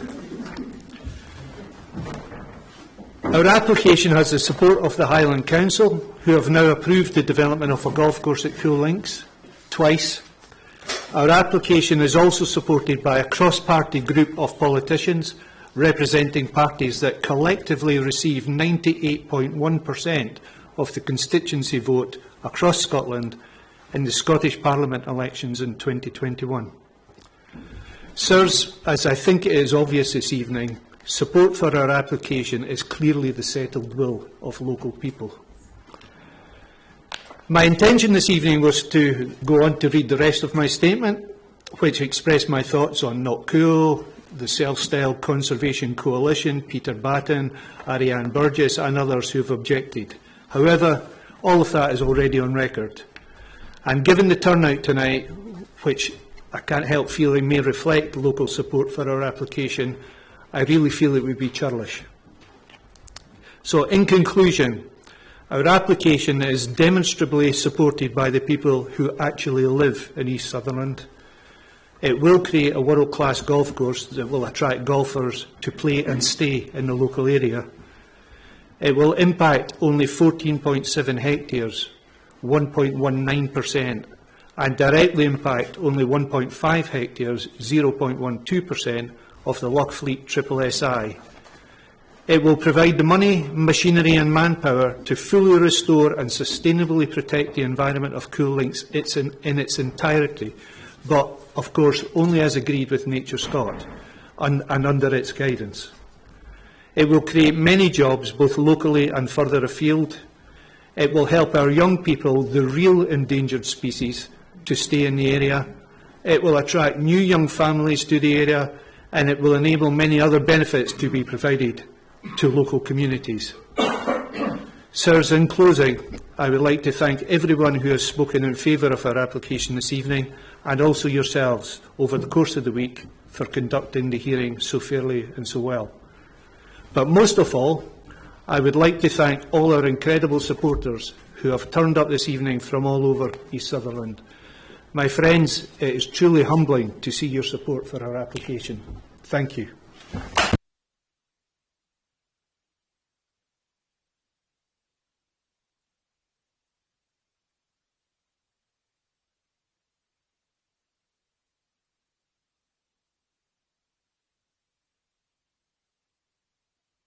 Thank you, Mr. Sutherland, and thank you to all the excellent speakers that we had. In the spirit, very fair spirit of Mr. Sutherland's editing of his presentation, for which I'm very grateful, I do hope that when it's the turn for those who wish to speak against the proposal, you'll follow Mr. Sutherland's lead in showing respect to those, even if you don't agree with what they have to say, they have as much right to say it as any of us here. So, thank you, and I'll hand over to Mr. Campbell, who will organise the proceedings from now. Thank you very much. I'm John Campbell. I'm a King's Counsel and represent NA-270-010-Coul in these proceedings. I was gratified to read in the contribution of Mr. Bishop the respect which was paid to NA-270-010-Coul's contribution at the application stage. And I would ask, as you have done just now, if that respect could be maintained. It's never very comfortable being in a room where you're clearly in the minority, but nevertheless, everybody needs to have a say. I have a number of volunteers who've expressed a wish to be heard, and I think I'd like to start, if I may, with Leslie Cranagh, if she can be found.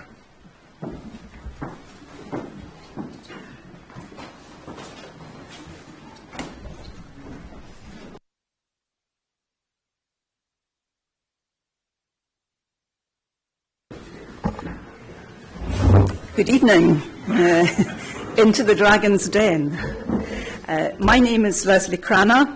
I live in Golspie and have done for many years. I'm a retired senior employee of Scottish Natural Heritage, SNH, now Nature Scott. I'm a golfer, although not a good one, and previously sat on the Council of Management of Golspie Golf Course and was lead captain for 2 years. I'm a trained ecologist. I also should mention here that I wrote that guide that James Ewell mentioned, and I do not see any conflict. It celebrates the nature of Golspie Golf Course, which is excellent, but it's not a designated site. And what we're dealing with here is assessing the impacts on an internationally and nationally important site of Cool Links. So that's my explanation. I'd also say at this point that nature is seldom tidy and that tidiness does not equal nature rich. So Cool Links is a nationally and internationally designated site for a variety of interests which are well described by Nature Scott and in the previous inquiry by SNH. The developers have known this from the outset. Instead of addressing the issues raised in the determination notice arising from the PLI, for example, by moving the development off the designated site, they have presented the same development as a community development. I do not believe that significant changes have been made in the current application that might change the previous reporter's conclusions. The proposal will have significant adverse impacts on designated site interests of national and international interest. In planning terms, this development is not of national importance, and therefore, looking at NPF 4, they cannot justify the significant damage to the SSSI and other designations, which are collectively of national and international importance. I understand how golf courses work and how golfers behave on a golf course. I also know Coul links as an ecologist. I have dealt with previous planning applications for golf courses elsewhere. I know from experience that it is impossible to control damaging activities, which are usually unintentional, on golf courses by means of planning conditions. For example, the application indicates that fairways will be mown but not reseeded. But all golfers know that divots in the fairways are an everyday occurrence and are managed by reseeding them frequently with commercial seed mix and introduced soil. The fairways at Coul would soon be contaminated with widespread introduced seed mixes. Other problems I've encountered elsewhere have included the use of weed killers, which have killed rare plants, the dumping of fairway mowings, the unauthorised dumping of waste materials, the unauthorised moving of tees, the creation of new tracks, the creation of new bunkers, reshaping of fairways, etc. Whilst assurances may be given about managing disturbance, golfers lose golf balls and they go and look for them over wide areas and at considerable distances from the fairway. The list is long. Wealthy golfers also expect immaculate conditions, and this is rarely compatible with a low-impact, environmentally sensitive golf course. All these activities add to the predicted adverse impacts in the environmental statement. In summary, there is a lot of additional activity that would be damaging to a designated site such as Coul, and these activities cannot realistically be managed by planning conditions. I then make reference to coastal flooding and provided a link to an online map which is produced by Climate Central. And Climate Central is an independent group of scientists worldwide, and they research and report facts about climate change. They are policy neutral and non-profit making. Their data was used at the 2021 climate conference, UN climate conference. So I won't attempt to explain how it works, but it's interactive. There is a very short 4-minute video online which explains how you can use the variables. You can adjust the years, so you can identify where the flood risk exists, both from sea and coastal flooding. And it gives you a range of possible outcomes from good to bad. And so it can be shown, and you can home in on this map. It covers the world, but you can home in into the Coul links area. So the above map, produced and published by Climate Central, illustrates the predicted flooding at Coul links. Flooding will not happen suddenly, and it can be anticipated that the developers will, before long, want to protect their considerable investment by taking preventative measures that will further damage the designated sites. The habitats at this site are dynamic and interlinked and need to be allowed to adapt to the threat of flooding. The adverse impacts at Donald Trump's many golf course acknowledge that PLI illustrate this problem well and have led to the de-designation of the designated site at many.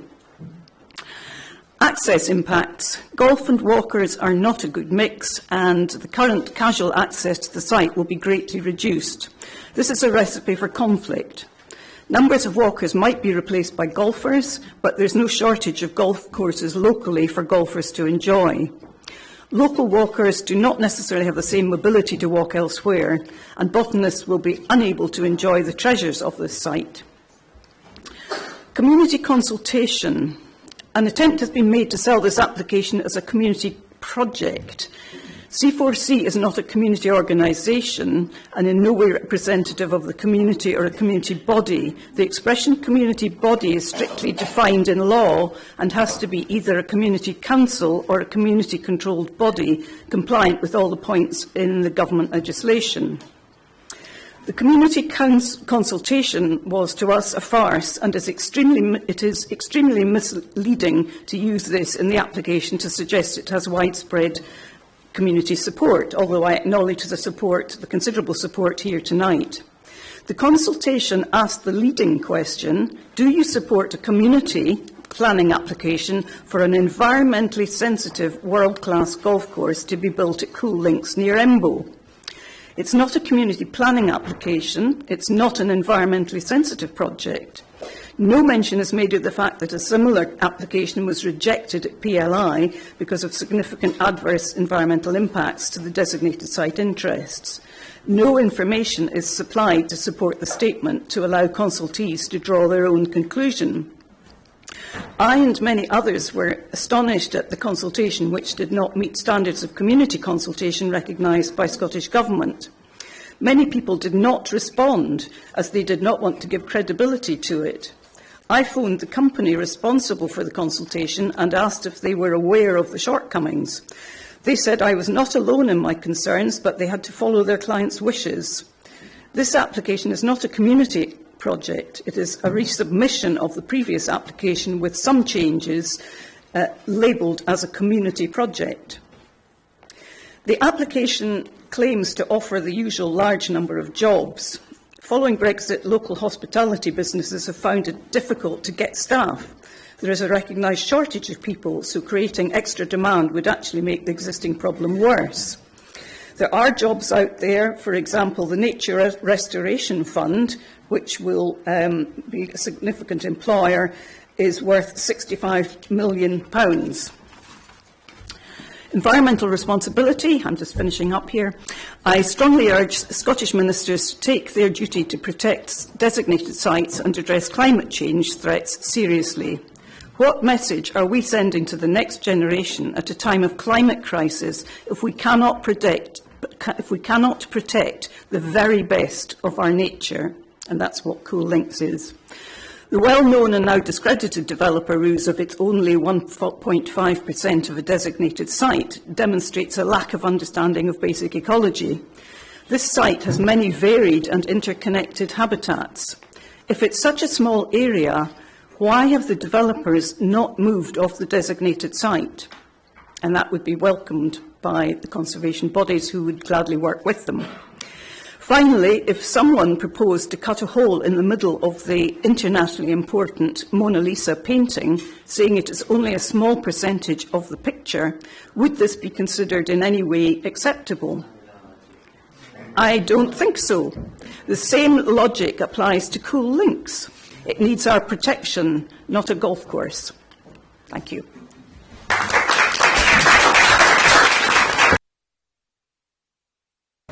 Thank you, Ms. Crown. The second witness is Ian Plumtree, please. Could I just say thank you to everyone for being respectful? That's what we come to expect. I'm grateful. Thank you.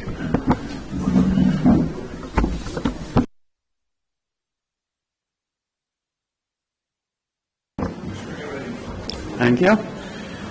A long time since I've been in front of one of these mics, but never mind. I'd be a lot. Can you hear me better with that? It's all right? Okay. I'm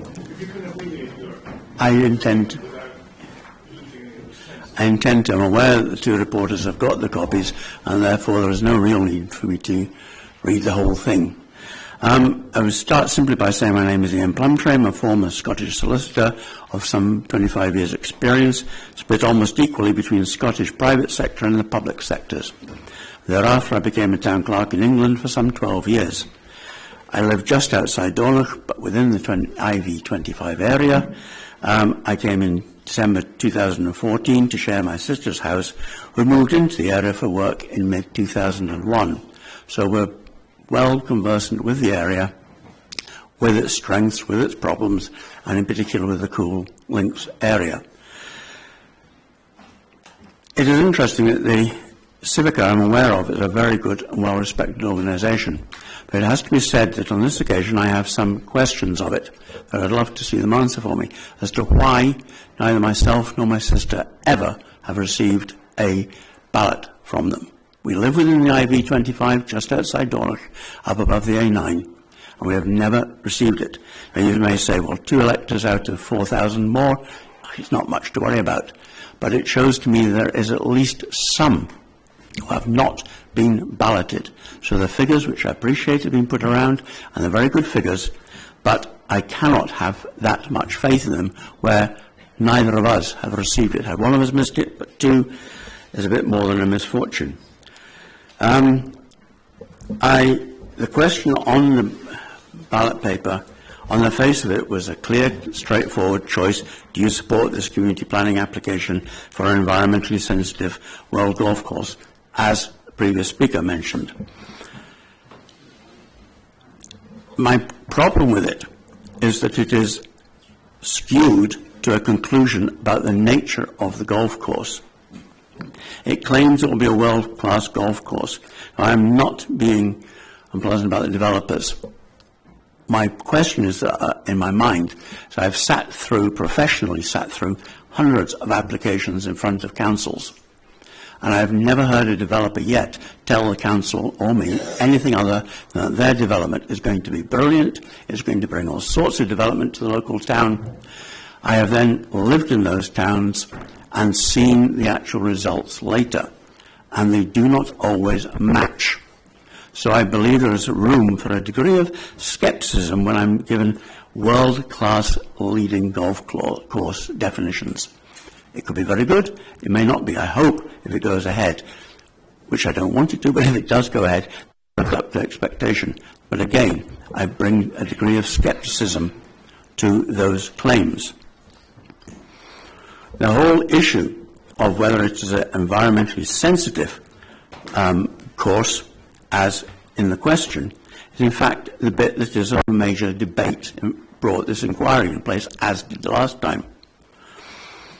It also refers to a community planning application, and as I will not repeat too much of this because the previous speaker spoke with authority on this, but much as that looks like a fair statement, and I thought C4C was initially, I thought it was a good community, full-blown community organisation.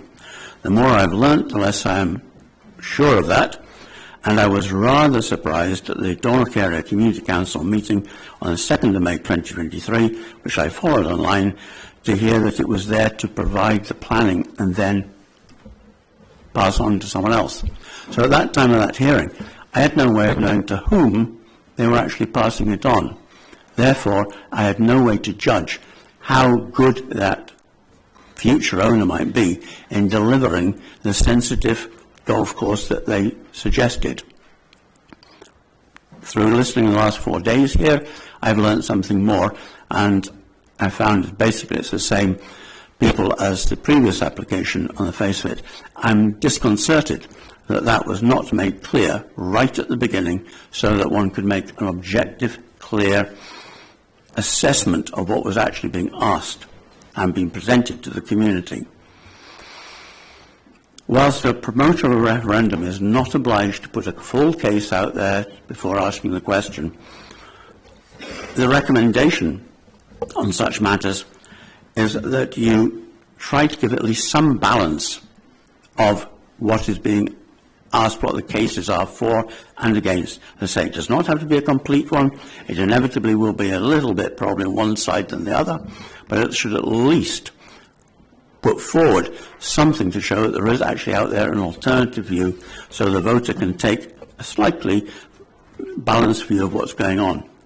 None of that was here. In fact, I would argue that they made a reference to rewilding, which I've never heard in any of the hearings I've sat through, rewilding get mentioned by either party. I don't see, from my knowledge of rewilding, that it has any role within this application from either side.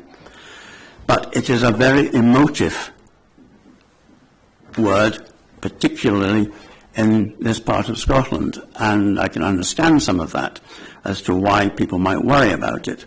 But to promote it simply as they're saying, you know, people are the threatened species, and use that to help drive a vote in favour of this application, bothers me because, in fact, rewilding, when looked at thoroughly, and not too difficult to find it online, you will find it is there not just to promote ecological restoration, but to bring in opportunities for smaller businesses to develop tourism and nature-based businesses and accommodation within an area. Not that, in fact, I repeat, I see rewilding itself as actually that relevant to this application. Finally, as I say, to briefly, I question the process of the ballot. I question the way it was put together, and I question that it was not as objective as it may on the surface appear.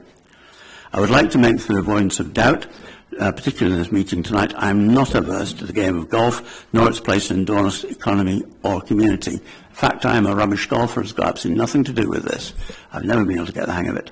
But I do object to Coul links being degraded to a golf course, and especially to an application where there is an inaccurate picture of the case presented to the community beforehand. In criticism of this ballot process, I had drawn upon advice from Highland Council's electoral office, the Electoral Commission, and for comparison purposes, I returned to something I'd worked with in the past, the English Neighbourhood Planning Referendum Regulations of 2012. So thank you for hearing me, and obliged for the opportunity to speak to you. Thank you.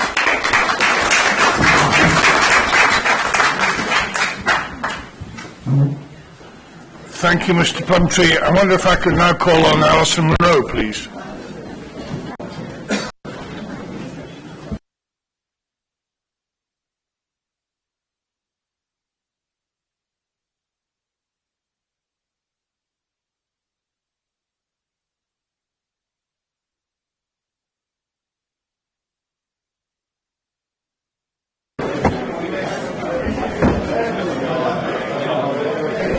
So if we could go on with Ms. Alison Monroe, whose statement you've seen. Once again, Ms. Monroe, if you would abbreviate where you can what you've said. I've shortened this statement. You'll be glad to hear. Thank you. Hello, my name is Alison Monroe, and for the last 25 years I've lived a couple of miles from Coul. I'm concerned that the proposed golf resort on Coul Links may already be having an impact on housing options for young and old people in the communities of Dornoch, Embo and the hinterland, and that it could unwittingly lead to the weakening of community life in the area.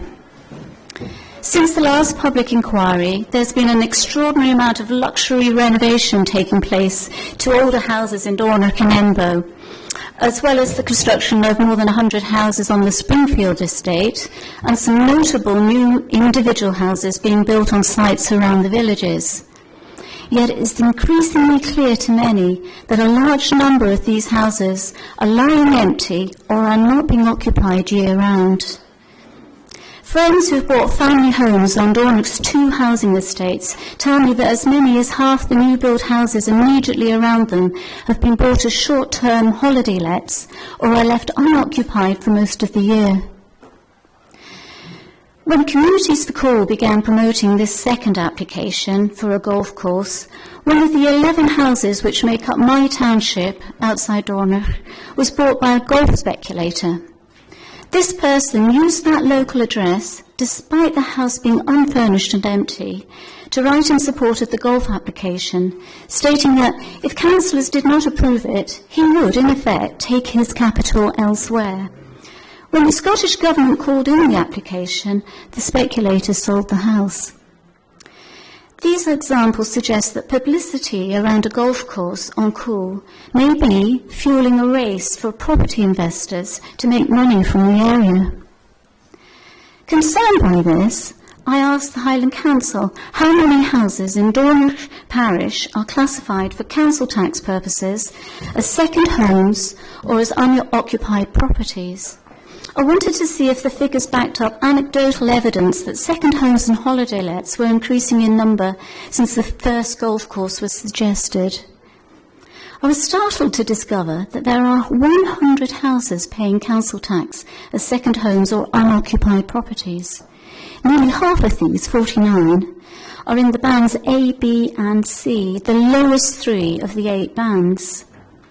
It appears from this data from the Highland Council that property investors are removing the most affordable houses from the local housing market.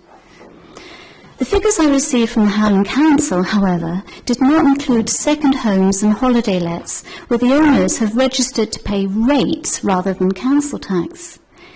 To find these, I looked at the rateable value register and discovered that there are an additional 92 properties listed as self-catering units in the Dornoch area. This means that nearly 200 homes in the parish are currently unavailable for local people to live in. That's an alarmingly high 25%, or 1 in 4 of all housing in the area. That's 1 in 4. Second homes and holiday lets are well known to drive up house prices and increase homelessness, especially amongst younger and older single people. They also turn our communities into seasonal ghost towns, and this is already happening here. You will see many houses where the blinds are drawn in summer and there are no lights on in winter. People living alongside these houses have no immediate neighbours or community, especially if they're out of town. The problems of over-tourism, second homes and too many holiday lets are well documented for English tourist hotspots like Cornwall and Cumbria. But we are now seeing the same issues all over the Highlands, especially in Ullapool, Gairloch, Plockton, Cromarty and of course Skye. Dornoch and Embo are well on the way to experiencing similar problems. In the last few years, many short-term lets here have been set up to cater for an overwhelmingly all-male overseas golf market. Should this new golf resort be approved, it is highly likely that even more real estate speculators and holiday letting companies will be queuing up to buy even more houses in the area.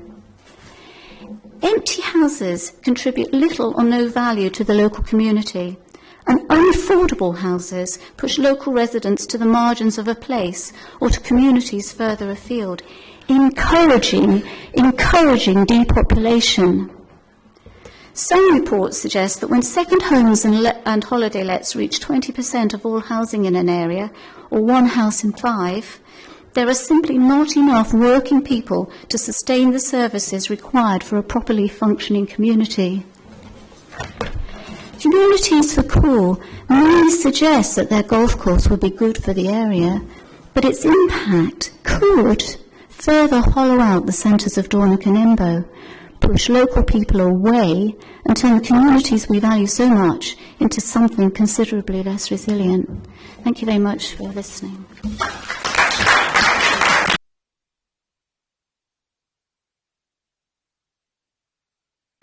Thank you, Alison. The next witness is Chris Nixon, please.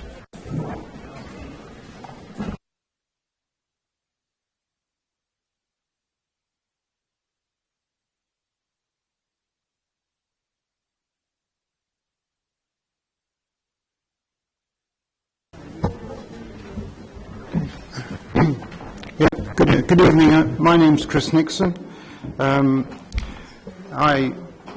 My concern, which I want to just address in my piece here, is over the environmental impact and disturbance to the habitats and bird life at Coul Links. I live within a few miles of Coul Links and have done so for the last 25 years. I'm recently retired, previously former Forest District Manager in Dornoch when the office was in Embo Street. But during my 35-year career with the Forestry Commission and then Forestry, what is now Forestry and Land Scotland, I was involved in assessing and managing the impact of development projects, both within and adjacent to nature-designated sites. And these projects included large infrastructure developments, such as road construction, wind farms, hydro-energy schemes, as well as environmental enhancements, such as native woodland and peatland restoration work. So this work frequently involved carrying out or contributing to assessments of the likely impacts on the relevant designated features of particular habitats, particular birds, as required by habitat regulations. And where unavoidable or damaging impacts were identified, which couldn't be mitigated, I mean, obviously some can, but where they can't be mitigated, it was necessary to fundamentally reconsider the proposed location of the project or the work and indeed the need for the development to be progressed at all. In the case of the Coul Links golf proposal, Nature Scott, as we know, considers that the significant adverse effects it will have on the sand dune habitats of national importance can't be mitigated. I and many others would therefore have expected the applicant to have responded to this situation and to have sought to avoid the damage by proposing an alternative location for the course. I'm frankly astonished that the footprint of the course, this second golf course application, remains almost identical to the previous one. The cumulative effect of the proposed golf course and its related hotel complex, coupled with the increasing notoriety and awareness of Coul Links as a special place to visit, and recent tourism initiatives such as the North Coast 500 and the John O'Groat Trail, will inevitably bring many more people to the site. Even without a golf course in place, the proposal has already led to a very marked increase in visitors to Coul over recent years, often accompanied by their dogs, often not on a lead. Many local people are increasingly fearful for the future of the area's vulnerable wildlife.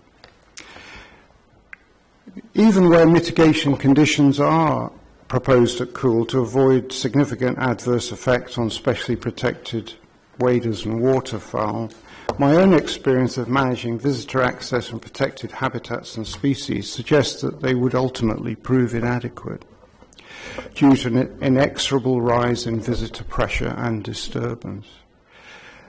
And this conclusion is based on managing habitats for the protection of such as capercaillie, black grouse, wildcats, rare lichens, native woodland vegetation, in the Cairngorms, Glen Affric, and many other well-visited sites.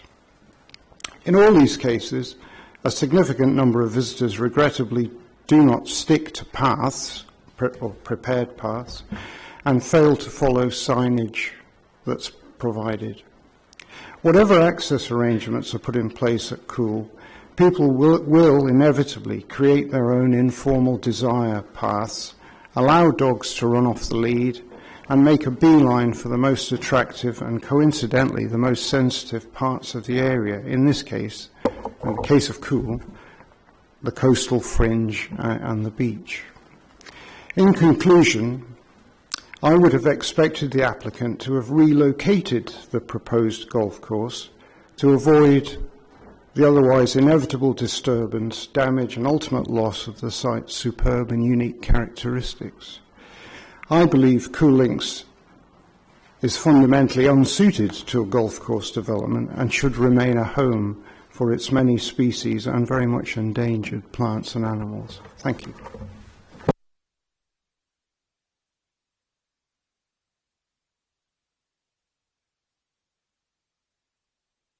Thank you to Chris Nixon. The next witness is Darren McRae, please. Thank you, Darren. Once again, please, when you can, would you shorten what you have? When you can, would you shorten what you have to say, please? Yeah.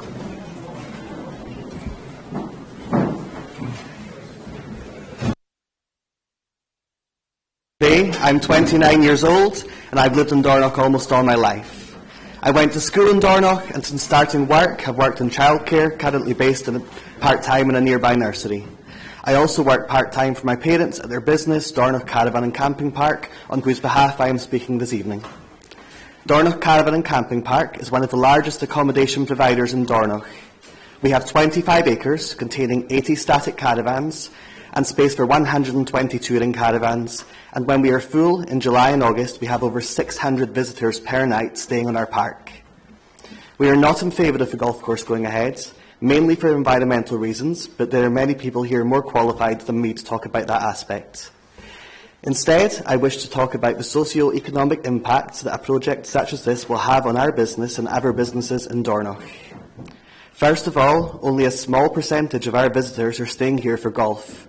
In fact, 70% of guests are staying with us as part of the North Coast 500 road trip. The vast majority of these people are visiting the Highlands for their great unspoiled natural beauty that we have to offer, and Coul Links is part of that. We also have a significant number of walkers who are either walking the John O'Groats Trail or walking from Land's End to John O'Groats. There are also many people who camp for a few days or even a few weeks to simply enjoy Dornoch and its surroundings, many of whom tell us how much they have fallen in love with our beautiful area, almost always citing examples of our unspoiled natural landscapes. The point I'm making here is that there's so much more to Dornoch than just golf. And our fear is that if the golf course gets the go-ahead, Dornoch will become solely a golfing destination, a one-trick pony, which leaves us all very exposed if golf were to fall out of fashion and may very possibly put off visitors who have no interest in golf from coming to Dornoch. Tourism in Dornoch is very seasonal. We make over 80% of our profits during the months of June, July and August, and I'm sure those kind of figures are reflected in most of our tourism businesses in the town. During the peak summer months, Dornoch is already at capacity. Our customers find it difficult to drive through the town, difficult to find parking spaces, and very difficult to find somewhere to eat at night. Several of our customers this year have told us how they have tried to eat out and couldn't find a table anywhere. They would try and get a takeaway from a Chinese or the Indian and were told that they would have to wait over an hour, and they ended up cooking for themselves in their motorhomes. This proposed golf course is also going to be seasonal, putting even more strain on an already saturated market. Bringing even more people in at this time of year will spoil the visitor experience to the town. It will make parking more difficult, driving through the town more difficult, and it will make it even harder to find somewhere to eat. People will go away disappointed and tell their friends what an unpleasant time they had here. Bad reviews and online vlogs will point this out too, and soon potential visitors will be put off from coming to Dornoch. Finding staff to work in seasonal jobs is also very challenging. Our staff this year was made up of mainly older people, and as we did not get any suitable young people applying. We also only had 6 staff working for us when we were looking for 8. That's 25% less than we wanted. This made life for us as a family very difficult this year, as the 3 of us had to pick up the slack and do lots more work ourselves, sometimes working 14 hours a day. Other businesses in the town have shared our sentiments regarding the lack of staff, which is echoed in the fact that some of the restaurants have been closing 2 days a week in order to give their staff days off. They could not find enough staff to operate a 7-day service. Seasonal work is not good for anyone wanting to raise a family or get a mortgage. It is used as a stopgap between jobs or a summer job from college. Seasonal work will not bring more families back to live in the area. This proposed golf course may have a small handful of all year-round jobs, but most of their employees will be seasonal, who will then have to look for alternative work for 5 to 6 months of the year. Finding accommodation for staff is another challenge we face. Affordable rental accommodation in Dornoch is practically non-existent. This is due to the number of houses which are second homes or holiday lets. Bringing more golfers to Dornoch will create more demand for second homes and holiday lets and create an even bigger shortage in affordable rental accommodation in the town. And again, to remind you that it's very difficult for seasonal workers to get a mortgage and to get on the housing ladder as it is. To put it honestly, this golf course will make it harder for local people to stay in their hometown, not easier. On a personal note, I've made the choice to stay in Dornoch as I love the stunning natural surroundings and wide open spaces. The creation of a golf course in Coul Links would chisel away at the natural beauty which I've grown up enjoying. Working in the childcare sector for almost 10 years now, I've never struggled to find a job locally in the career which I love.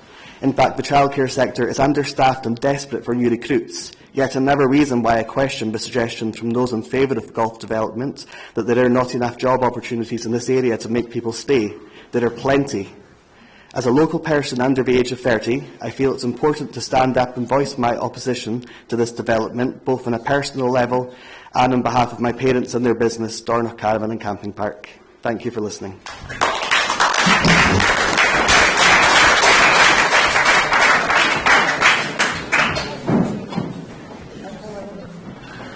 Thank you, Darren. The next witness is David McAllister.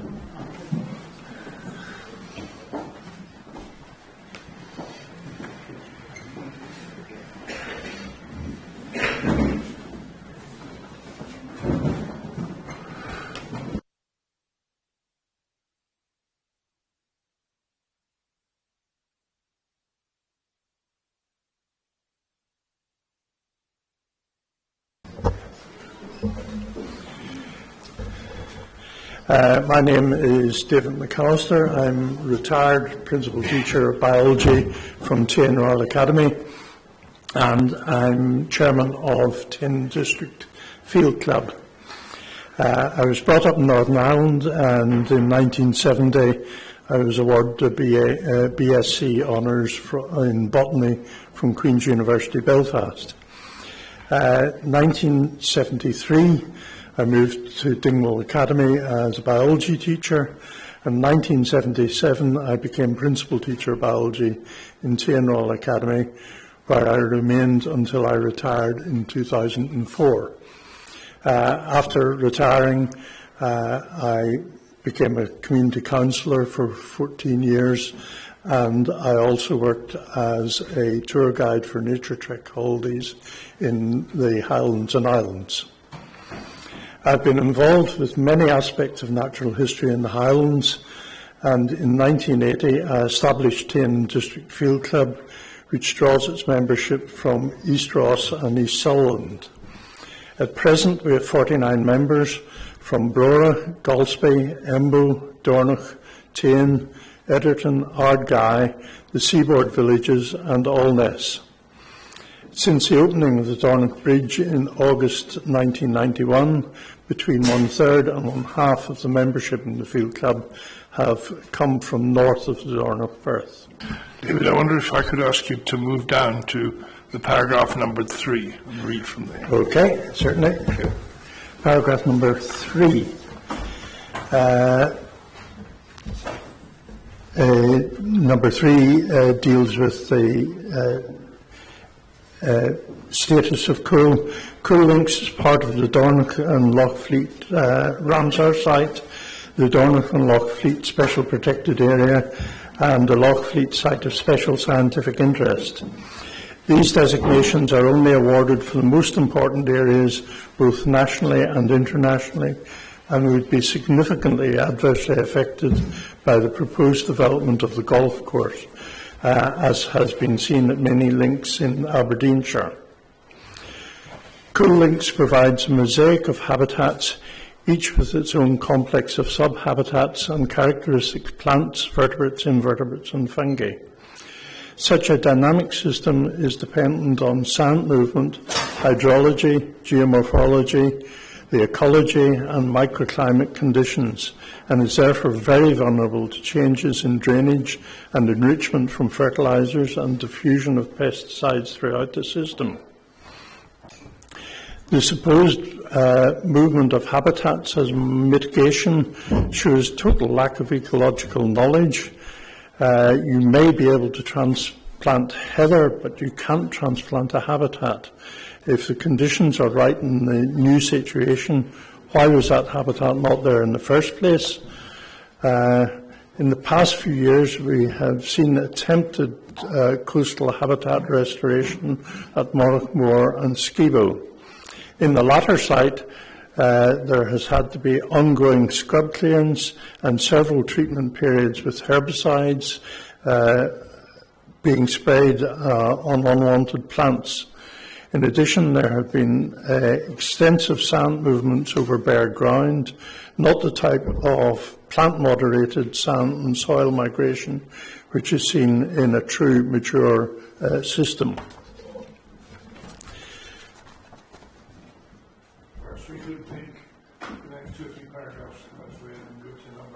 Okay, certainly.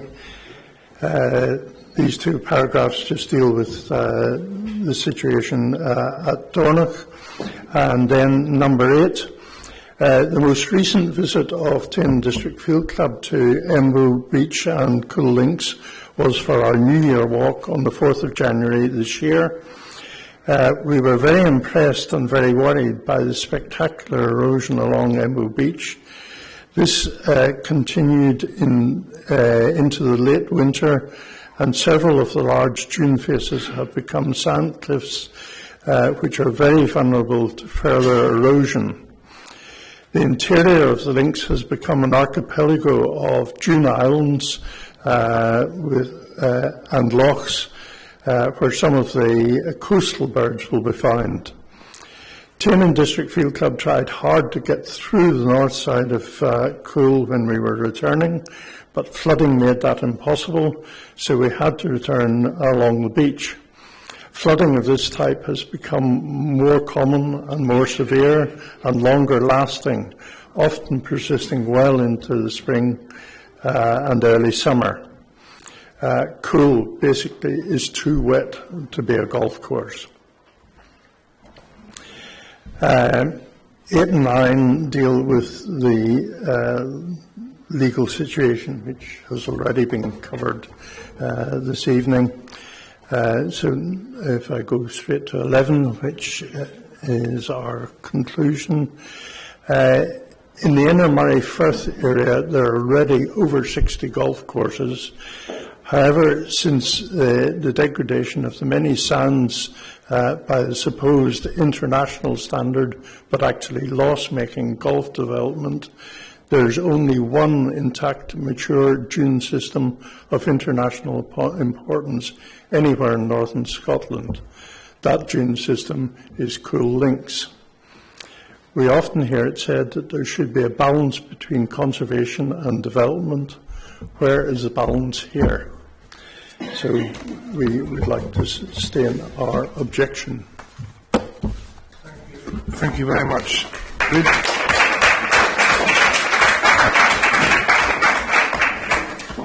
Now, so the next witness is Cathal Hutchison, whose paper has been given by his father, Alistair. Alistair. Once again, Alistair, if I could ask you to abbreviate where you can. Okay. Right. Okay, I'm reading this on behalf of Cathal, my son. We have lived over in East Ross for, well, ourselves, 60 years, and our kids were brought up there. Cathal works as an ecologist, and he's done numerous work throughout the Highlands. Now, let's... Okay. Basically, this proposal is purely a repackaged version of 2021, which was rejected clearly by the Scottish Government.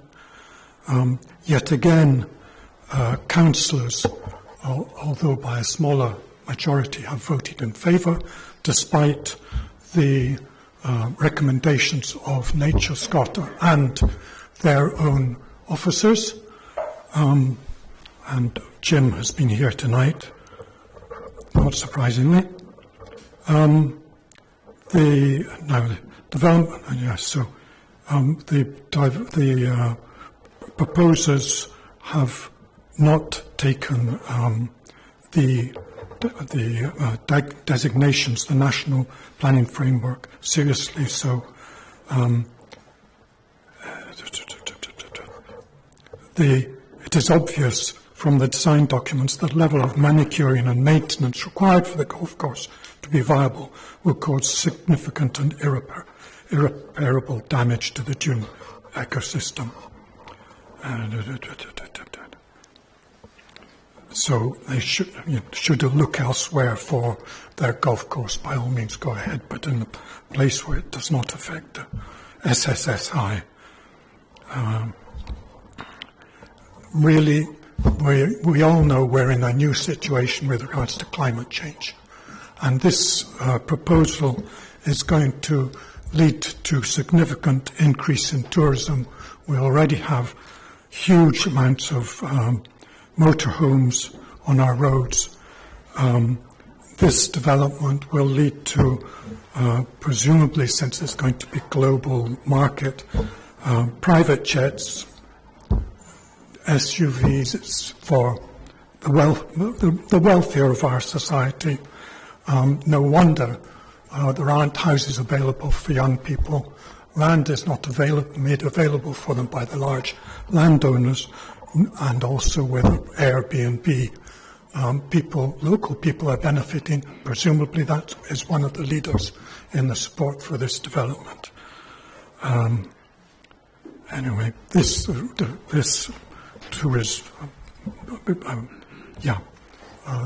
not assist the SSSI, it will damage it considerably.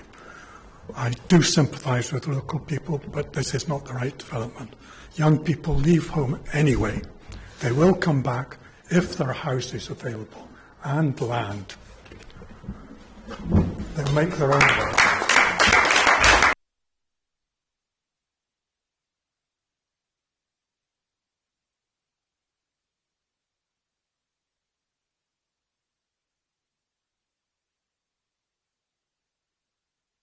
I would prefer not to. I've said I will read her statement, but you will have seen it yourself. Her paper gives an account of ethical considerations in relation to this type of decision-making, and I'm sure she wouldn't mind if I just present it to you, given the hour, and ask you to take it into account in due course. Thank you. The next witness is John Dargy, number 9.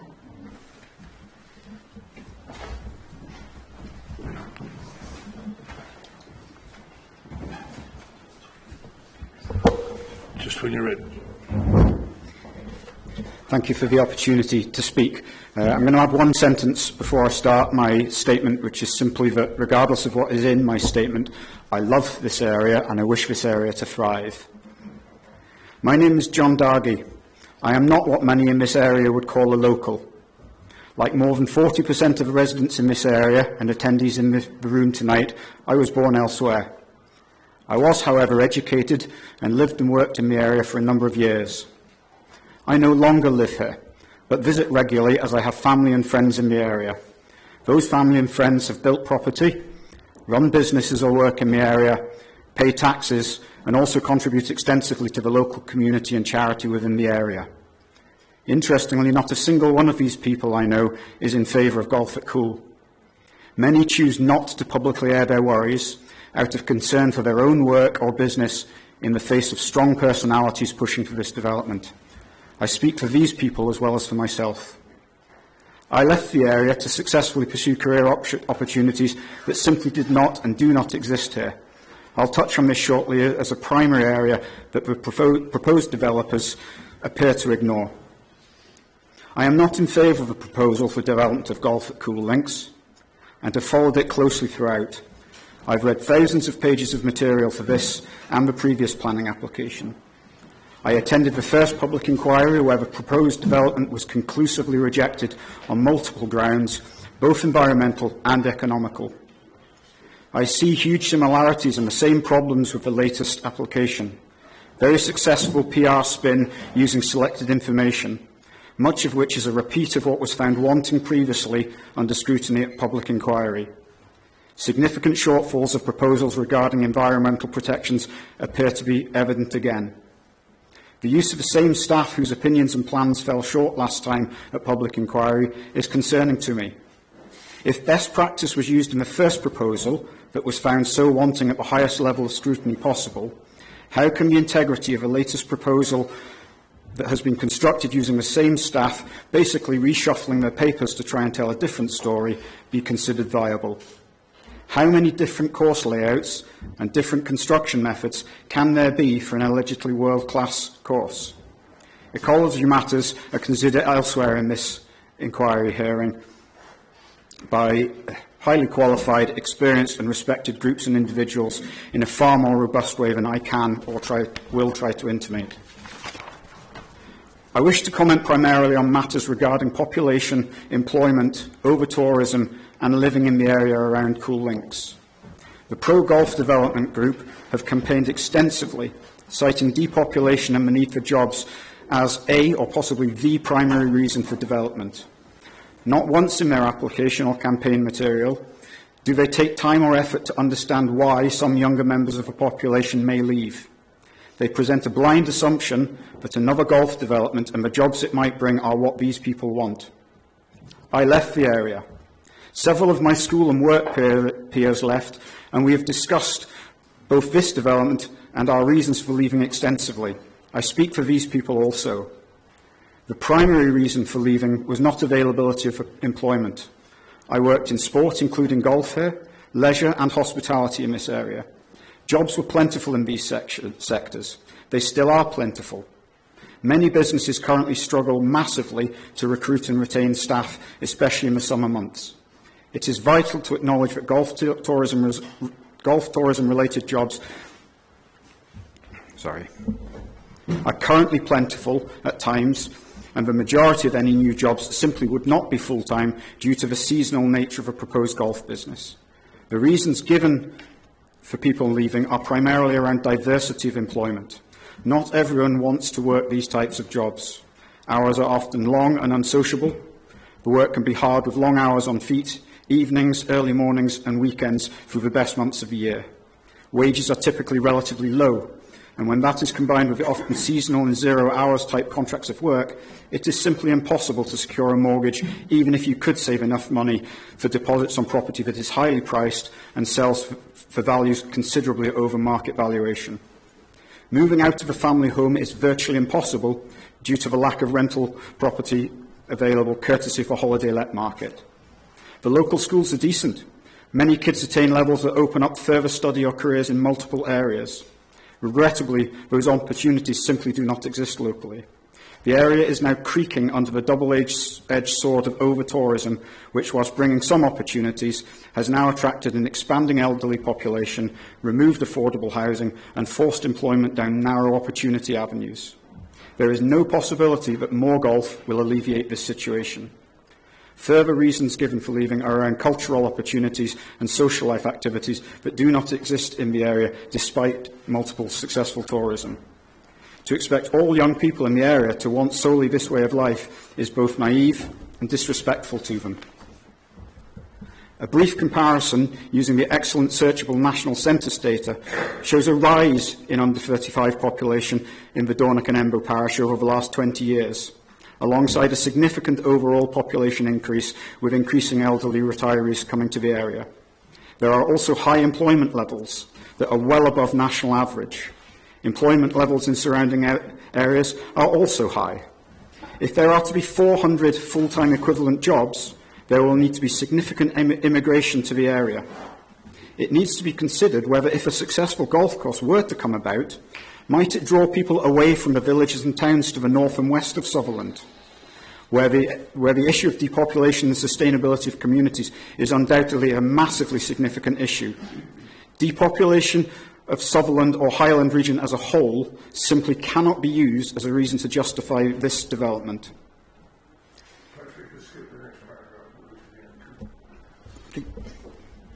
This area has significant natural beauty. That is its greatest asset.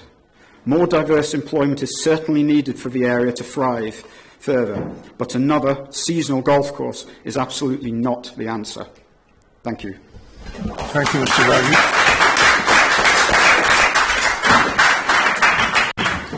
So I'm nearly done. Two witnesses, Sue Taylor and Wendy Sutherland, will give their evidence together. If they're still here. Yeah, they're still here.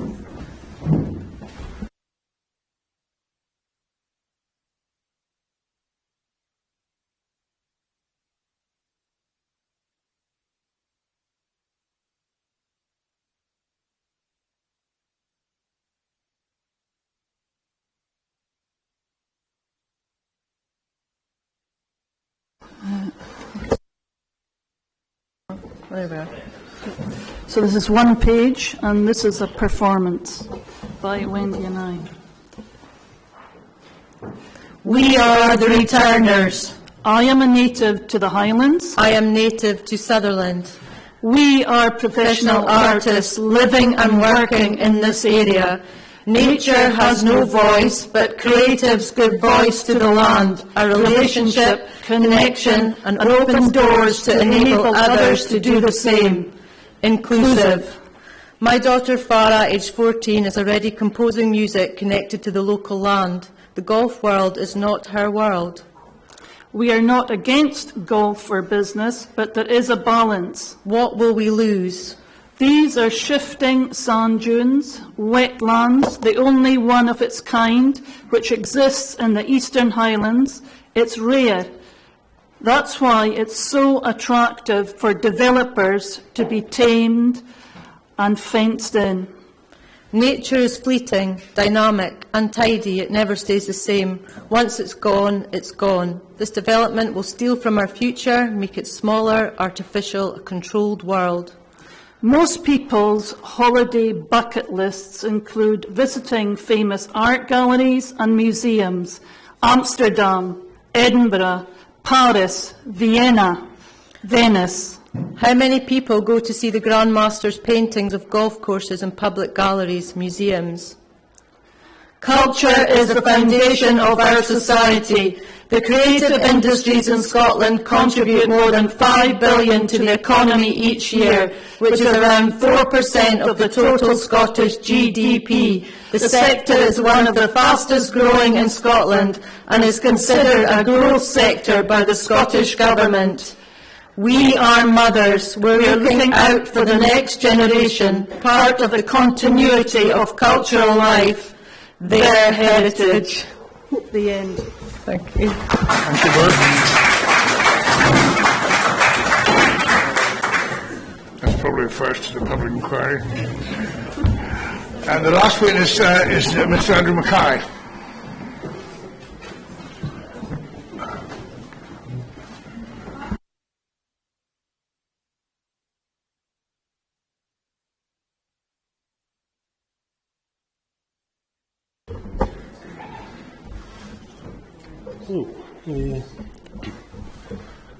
Having been a professional greenkeeper within the golfing industry for 38 years, I have a professional interest in its welfare and good standing.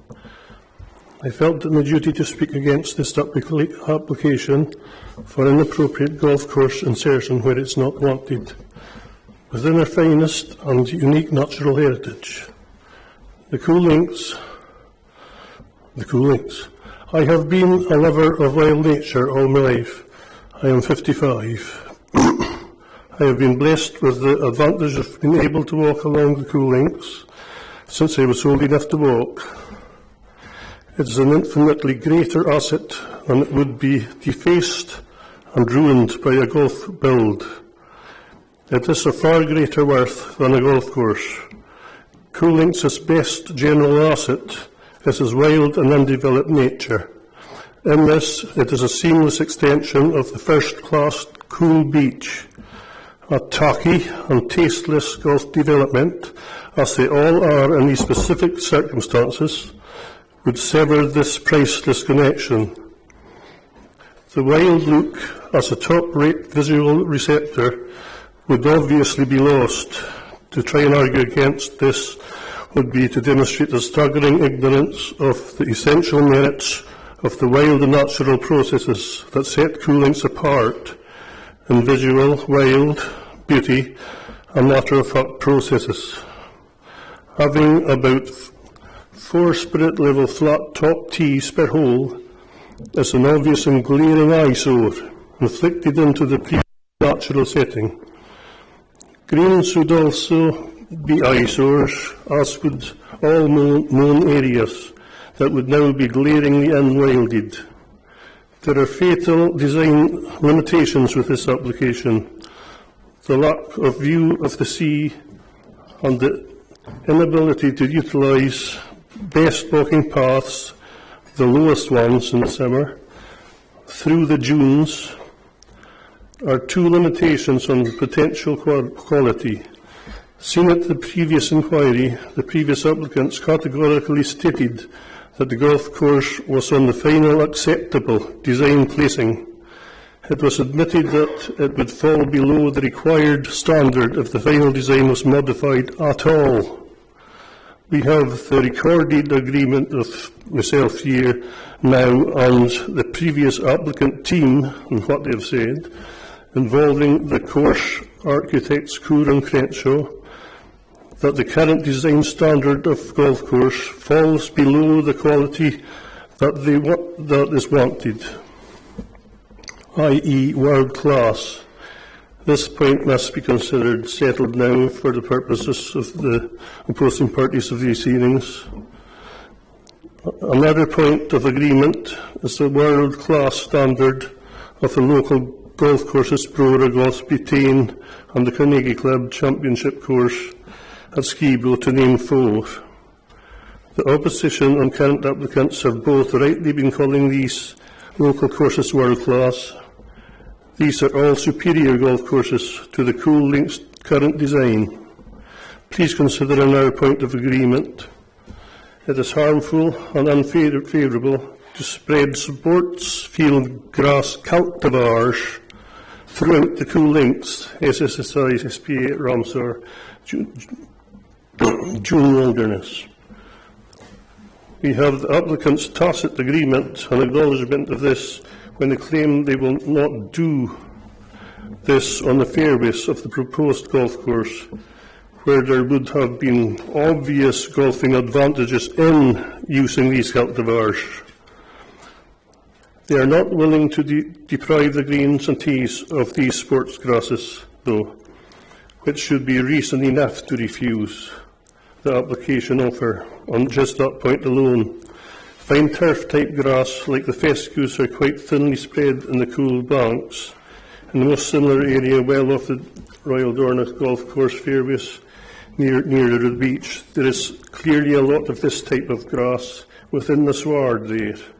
This is because all the sports cultivar grass seed that has been spread on the golf course over the years. The seed gets everywhere and alters the wild makeup. Seed house cultivar grass obviously should not be allowed anywhere near Coul links. Reading the environmental statement was pretty mind-numbing, to be honest. I definitely did not pick up any serious focus on trying to create a world-class golf course. It became clear to me that the overriding concern and focus was on simply getting this application past the planning stage. One very noticeable tactic was the use of beautified styling in the language to describe very impactful and damaging operations within the environmental statement. The beautified styling used to describe the filling in of hollows up to several feet deep in reality seems to be trying to make these major and destructive alterations out to be minor. These are far from minor and extensive in quantity. The shifting and insertion of hundreds of tons of material would be a must to smooth the wild slopes, near sheer faces and V-shaped grooves to try to make mowing a possibility in the future. This constitutes direct habitat destruction in the alteration of the angles that have formed under natural processes. Some of the depressions fall below the water level of flooded conditions in this wetland. The front part of the proposed 16th fairway and on the 11th, for example, with the 16th it goes down under slap level with a characteristic steep fall from the high water point. This one area would take tens of tons to fill, and hundreds of tons overall, the whole area, changing the natural slopes and angles. There will be need to cover the lower section of the proposed 14th fairway with about 3 feet of sand root zone after putting extensive drains on the groundwater dependent terrestrial ecosystem. This actually amounts to nature vandalism. There may still be water problems there. No wonder they need the quarries, which they call borrow pits. Why are they described deceptively called borrow pits? It's not as if they aim to borrow the sand and then put it back. It's a kind of name that suits the style of this scheme. A lot more sand will be needed than they are making out. It will be a major sand quarry and will create an obvious deformity on the hill slope. Using the word top dress, an operation of spreading a fine blanket of sand over fine turf and rubbing it in to smooth out minor depressions that form, is woefully inadequate, and this represents the major filling in work required. There is certainly not the time to let grass gradually grow through the sand that would need to be gradually added to be feet in depth. there is more beautified styling involved in the description of making bunkers. The environmental statement made it sound as if it is doing wild nature a favour. In plain and honest language, the proposal is to excavate natural habitat out from where it naturally established and transfer it elsewhere. This is crude and unacceptable. We are led to believe there would be no maintenance to these bunkers, and the wind would be allowed to blow the bare sand. What a mess. Mowers do not work very well through blown sand. Vegetation grows through it too. Bunkers need to be regularly raked to create a stale seedbed. Golfers add to the mess by hacking with their golf clubs and trampling on the loose and messy sand vegetation mix. Certainly not world class, like the highly praised and neat bunkers at Royal Dornoch. The application documents also mislead the reader to the illusion that fertilisers, herbicides, pesticides, fungicides and copious amounts of water will not be necessary. They absolutely will. The golf course will have to be built on the high and soft sandy hillocks above the high flood mark. This is obviously the driest part of the driest local area of the dry east coast. It would be a constant struggle to keep enough moisture on for prevention of the grass going into a dormant condition with drought. This condition would exacerbate the already chronic wear issues that would already be present. This is without the designer cultivars of sports grasses that are specifically bred to cope with various golfing conditions. Fungi, which are saprophytic, would have a field day feasting on the decomposing dead fairway grass material. They tend to manufacture conditions that help this happen. You can be sure that the sand will be extra hydrophobic with excretions these fungi put out.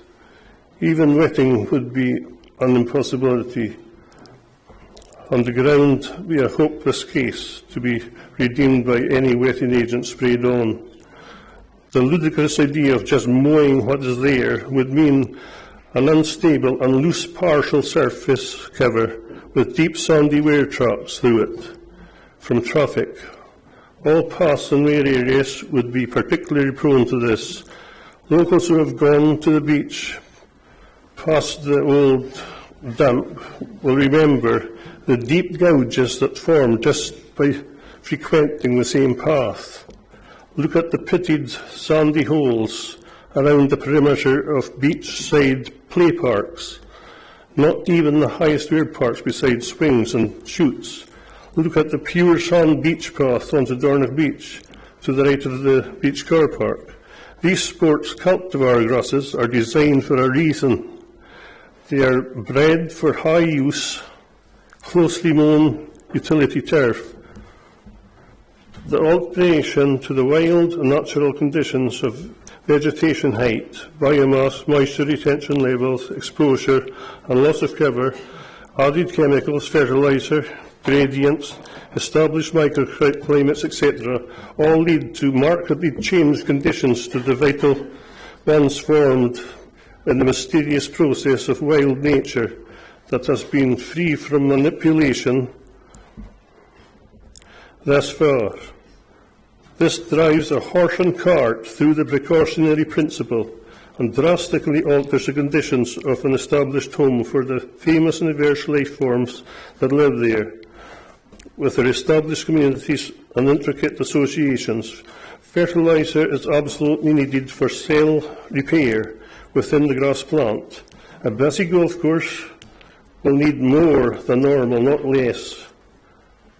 The thin cover and wear damage will inevitably lead to carpets of weeds. Quality of golf demands that these be sprayed. Deformation and ruts are inevitable also because of the system of neglect of these things. A well-trodden golf course would be resurfaced to a large extent yearly. Tees and golf ball landing areas, especially, will be battered with spiked golf shoes and gradually stripped of turf with golf clubs sticking divots out. These divots and anything like fertiliser and seed on and in them fly everywhere, into the slack areas and everywhere else. The team playing areas loses its surface very quickly, and the tee markers need to be shifted to a fresh playing position several times a week, and maybe even daily. The certified grass cultivars will be sown down in several times a week. Sown down divot nicks on an ongoing basis. Tons and tons of this sand soil divot nicks is needed throughout the playing season. There is no point in finding and replacing any grass divots by the golf players because they dry out and shrivel up in this area, and crows and jackdaws pull them out to get at the grubs below them. Leather jackets are a particular problem in these parts. They seem to be particularly fond of chewing at the grass roots of newly sown areas. The birds, foxes and badgers that may be present make a mess of the turf trying to get at these leather jackets. They require to be chemically sprayed to control them. You can alter the mow width of fairways and cut rough all you want. They did modify and tinker with them from the original final course placing. Apparently, the architects must have done it wrong the last time. But even if you mow a thin 10-yard wide fairway, that would not be the actual path the golfers would take. The golfers' path will be to walk wherever their golf balls land. If you did not cut any grass at all, the trampled and flat grass would be about 100 yards wide. It makes a nonsense of angle cutting the edges of the rough. Consider, too, that the uneven fairway slopes will cause a great many golfers to hit their golf balls way off line and cause an extra wide trample area. All in all, there will be a huge wide double tract of unwilded countryside. By double tract I mean the double loop, north and south. A regularly close, systematically known area that nothing that crawls or slithers can escape from with his life. I have witnessed insects flying through the curtain of herbicide spray that they was putting down from a ride-on machine, looking almost deliberate in their directions and no way of getting out of their way. Bees not getting out of the way of cutting more decks, various crashed amphibians and lizards, etc. June snails don't stand a chance. The parts of fairways that get flooded and silted up carry a damaged and awful appearance well into the season, with a great deal of grass die off. There will be a lot of this after high floods. Winter in the wetlands, just look at the winter flooded bits beside the burn at Royal Dornoch, for instance, Struy Golf Course, and the practice range that had flooding beside the road to the Dornoch aerodrome. These areas are still showing bad effects. The growth and employment potential in existing golf infrastructure is already here in abundance, without taking away this economy to the ruination of the national and internationally important natural heritage asset of Coul Links. An attraction. I wonder if I could ask you to pause for a second. Could you go to page 7, to the last page? Right. Must be here. I wonder if I could just take you to the second last, just the bottom of the second last page, where it says, "There is the potential." There is your football team. There is the potential. Well, there is potential.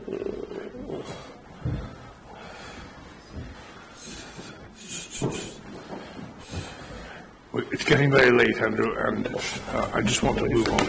I forgot. Oh, you have a different version for me. I have a number 7 there. Sorry, I'm thinking about the reporters.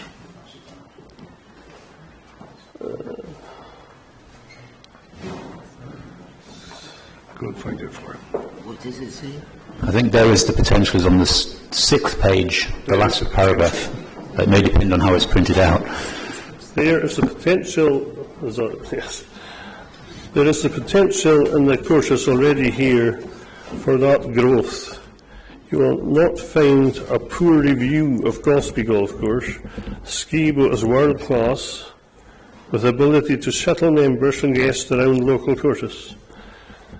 If the guests want it. Broader Golf Course seems to be the favourite in the world for 5 times Open champions. Team Golf Course is a favourite for certain members and visitors there. If you are hearing these things, then they already have the potential for growth.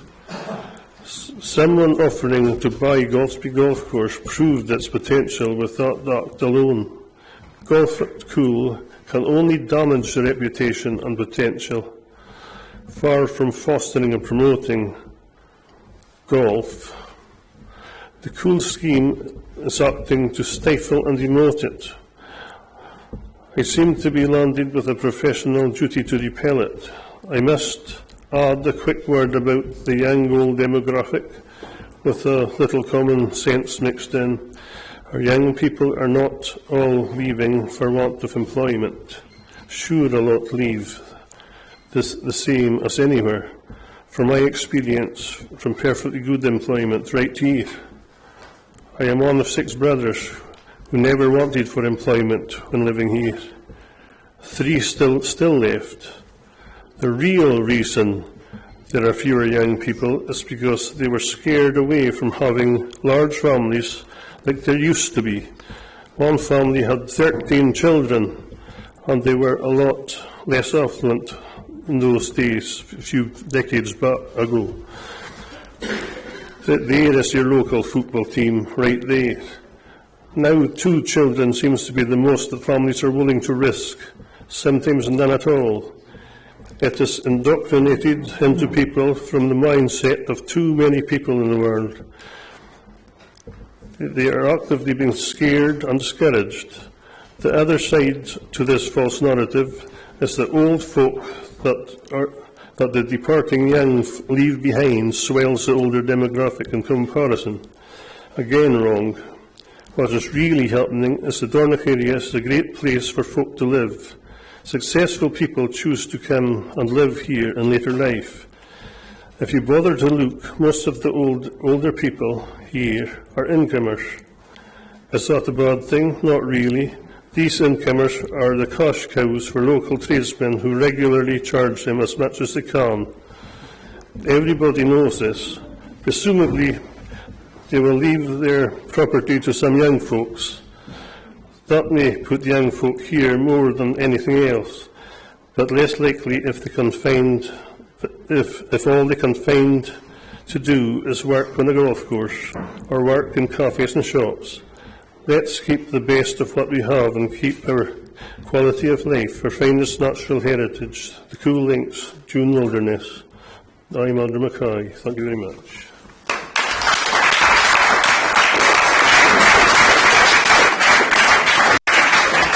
Thank you. That concludes the list of witnesses for this session, and we're much obliged to you. It's a bit of a marathon effort, but worth it, I'm sure. Thank you. Thank you to all the speakers, both for and against. Thank you as well to the audience. You've been very patient and very courteous to all the speakers, even those with whom you disagree. That's it for this hearing session. It's been very instructive to us. We now have the job of going away, writing a report with recommendations for ministers. That will take some time. We need to wait until just after Christmas for the final written submissions that come in from the parties, and then we'll get a report to ministers who will have the final say. Thank you all very much, and I'll close this session now.